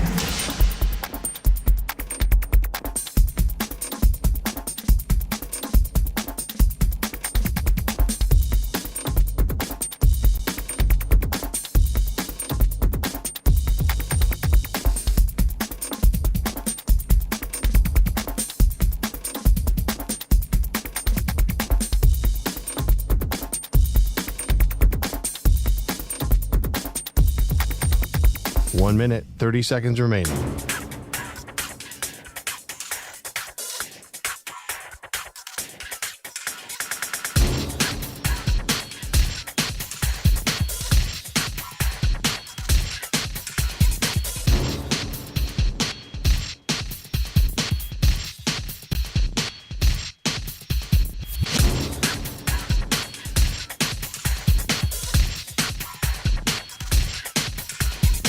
One minute remaining.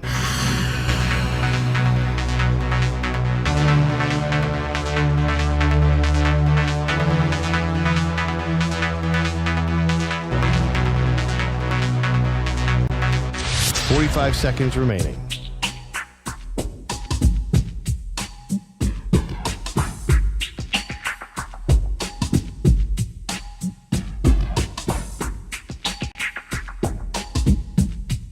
Thirty seconds remaining.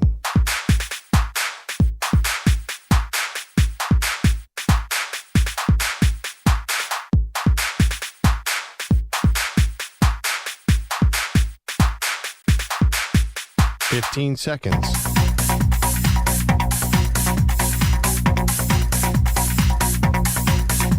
Break ends in 5 seconds.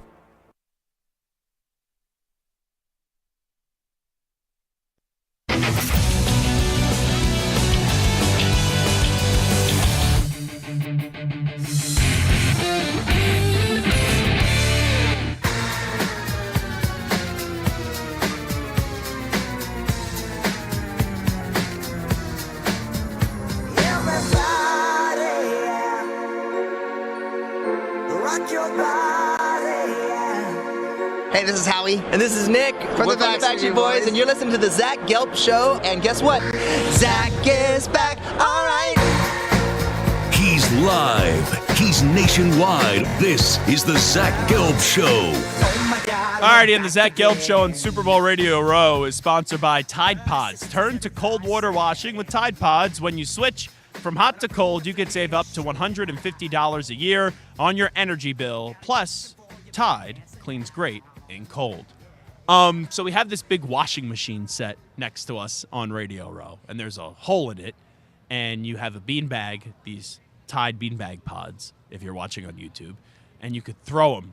And Drew Brees, he was very competitive about it still. He was underhanded, overhanded, going lefty.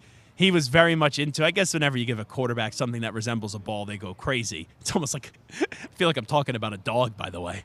You know, you just give like a squishy toy to Drew Brees.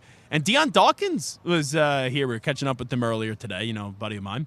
And he was making, I think he made like 4 in a row. Wow. At one point. The athletes get very competitive with that stuff. You know who was the most upset, though? Uh-oh. Scott Graham.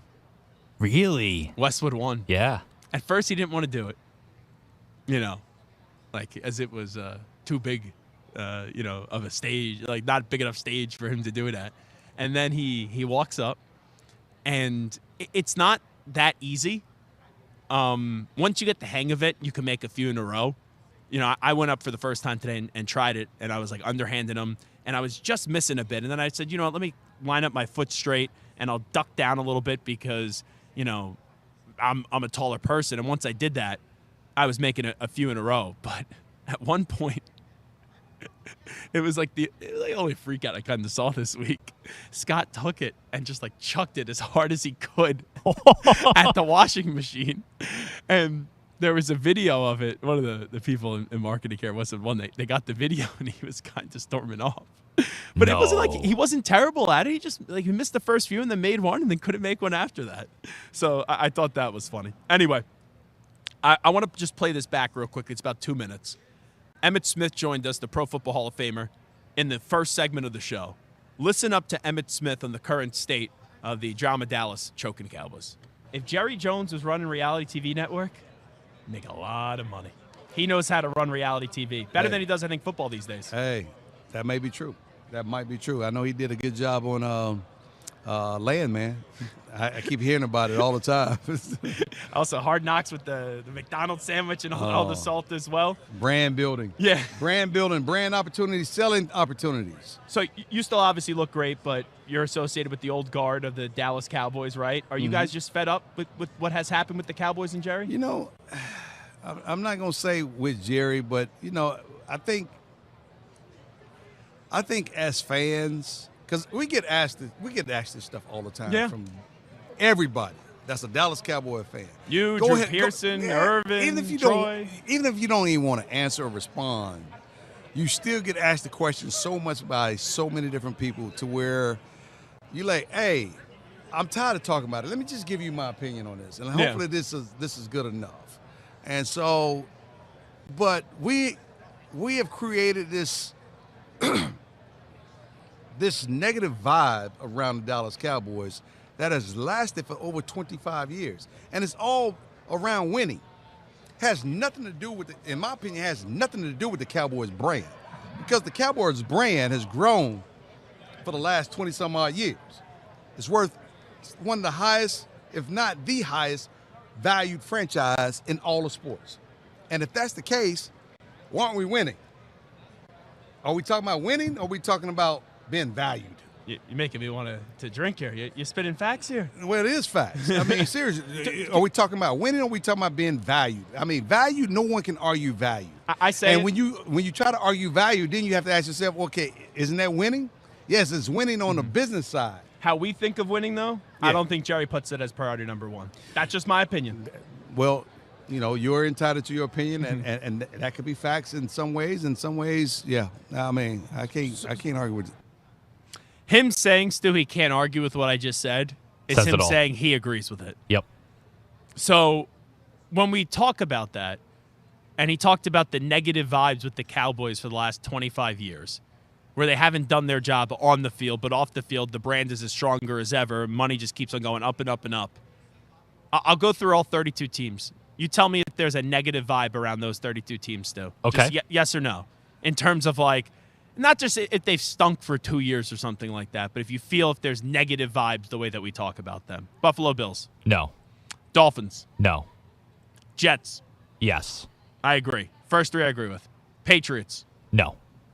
Little dysfunction, but when you win 6 Super Bowls, I don't think there could be a lot of national outrage. And now they got Vrabel. Chiefs. No. If so, you just hate life. Yeah. Chargers. No. Some dysfunction with Brandon Staley, but you bring Harbaugh back in, it makes you forget about Staley. Broncos. No. Yeah, I agree, especially with the year that they just had. Raiders. Come on. Of course. Yes. Very much so. I'm doing everyone's equal. All 32 teams. Don't shoot the messenger here. Ravens. No. Steelers. I I mean, by their standards, yes, but probably. I think their fans are frustrated. Yeah. But when you make the playoffs every year and you It's want hard, more, yeah. I when I say negative vibes, Yeah, it's just not that level. bleep this. I don't even want to watch them. You know, that's not them. Bengals, No. Browns. Yes. I agree. Those are the only three I would say yes so far. Raiders, Jets, Browns, Texans. No. Colts. Getting there, but no.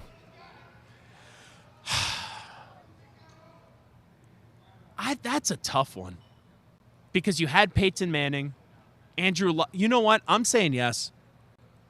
See, I just don't know if people care enough. Yeah. If I'm being fair, but I would go yes. Jaguars. No. Really?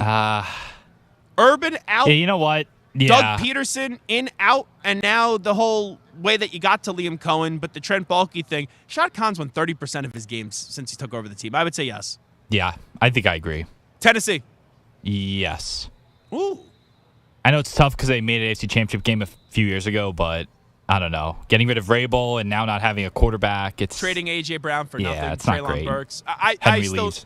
Yeah, they have the number one pick, so I feel like there's like a little optimism there. So I wouldn't say yes. Eagles. No.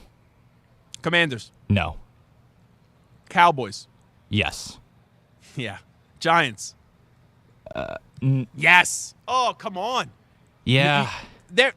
I know that we look at the two Super Bowls. It's the two Super Bowls in the past 15 years that is the only reason I will. You're the perfect person to ask this about because you know all the negativity. I do. Yeah. So I would say yes to the Giants. Rams. No. Seahawks. No. Cardinals. Some sloppiness, but yeah, I'd say no. Niners. No. Lions. No. Vikings. No. Packers. No. This one I'm interested about. Bears. I say yes, but I think that can very easily be changed over the next year.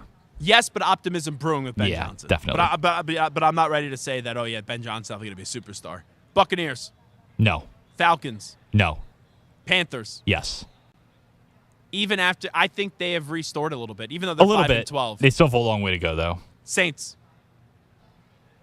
There's a lot of apathy there. Yeah, it's in the same vote as the Cardinals, in my opinion. It's like, I don't know.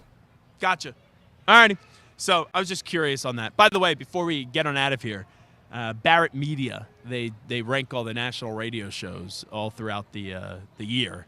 And, it's our first year full-time, not like in an interim role or anything like that, where we've done the show every day, 5 days a week, 360, out of the 12 months. And Barrett Media has ranked us in the top 20 when it comes to national radio shows. So congratulations, obviously, Stu, Samter, Ack, Marco, David Mayernick, Ryan Hurley, like everyone that, Jeff Sotolano, everyone that has been a part of the show, all the part-timers that fill in. And trust me, we've had a lot of part-timers. With Stu and Samter and all the vacation days and anyone that fills in and hosts for me. So we're really happy to make that list. We come to a place like this. The Warren Sapp walk-off, Kayvon Thibodeau this week, Myles Garrett. And it's not just at Radio Row where the access to guests is easier, but I think we make headlines, all throughout the year, obviously. But big thanks to everyone that I work with, also all that voted for us, and most important, the listeners, because without you, there's not us. So just wanted to make a mention of that, and it's definitely very humbling. Big thanks to Emmitt Smith, Cam Jordan, Bijan Robinson, Drew Brees, Brian Dawkins, Teddy Bruschi, Damar Hamlin, and Joe Montana for joining us today. One more show from Radio Row tomorrow. We'll get rolling at 3 p.m. Eastern, noon Pacific time. Thank you so much. We out. Bye-bye. Peace.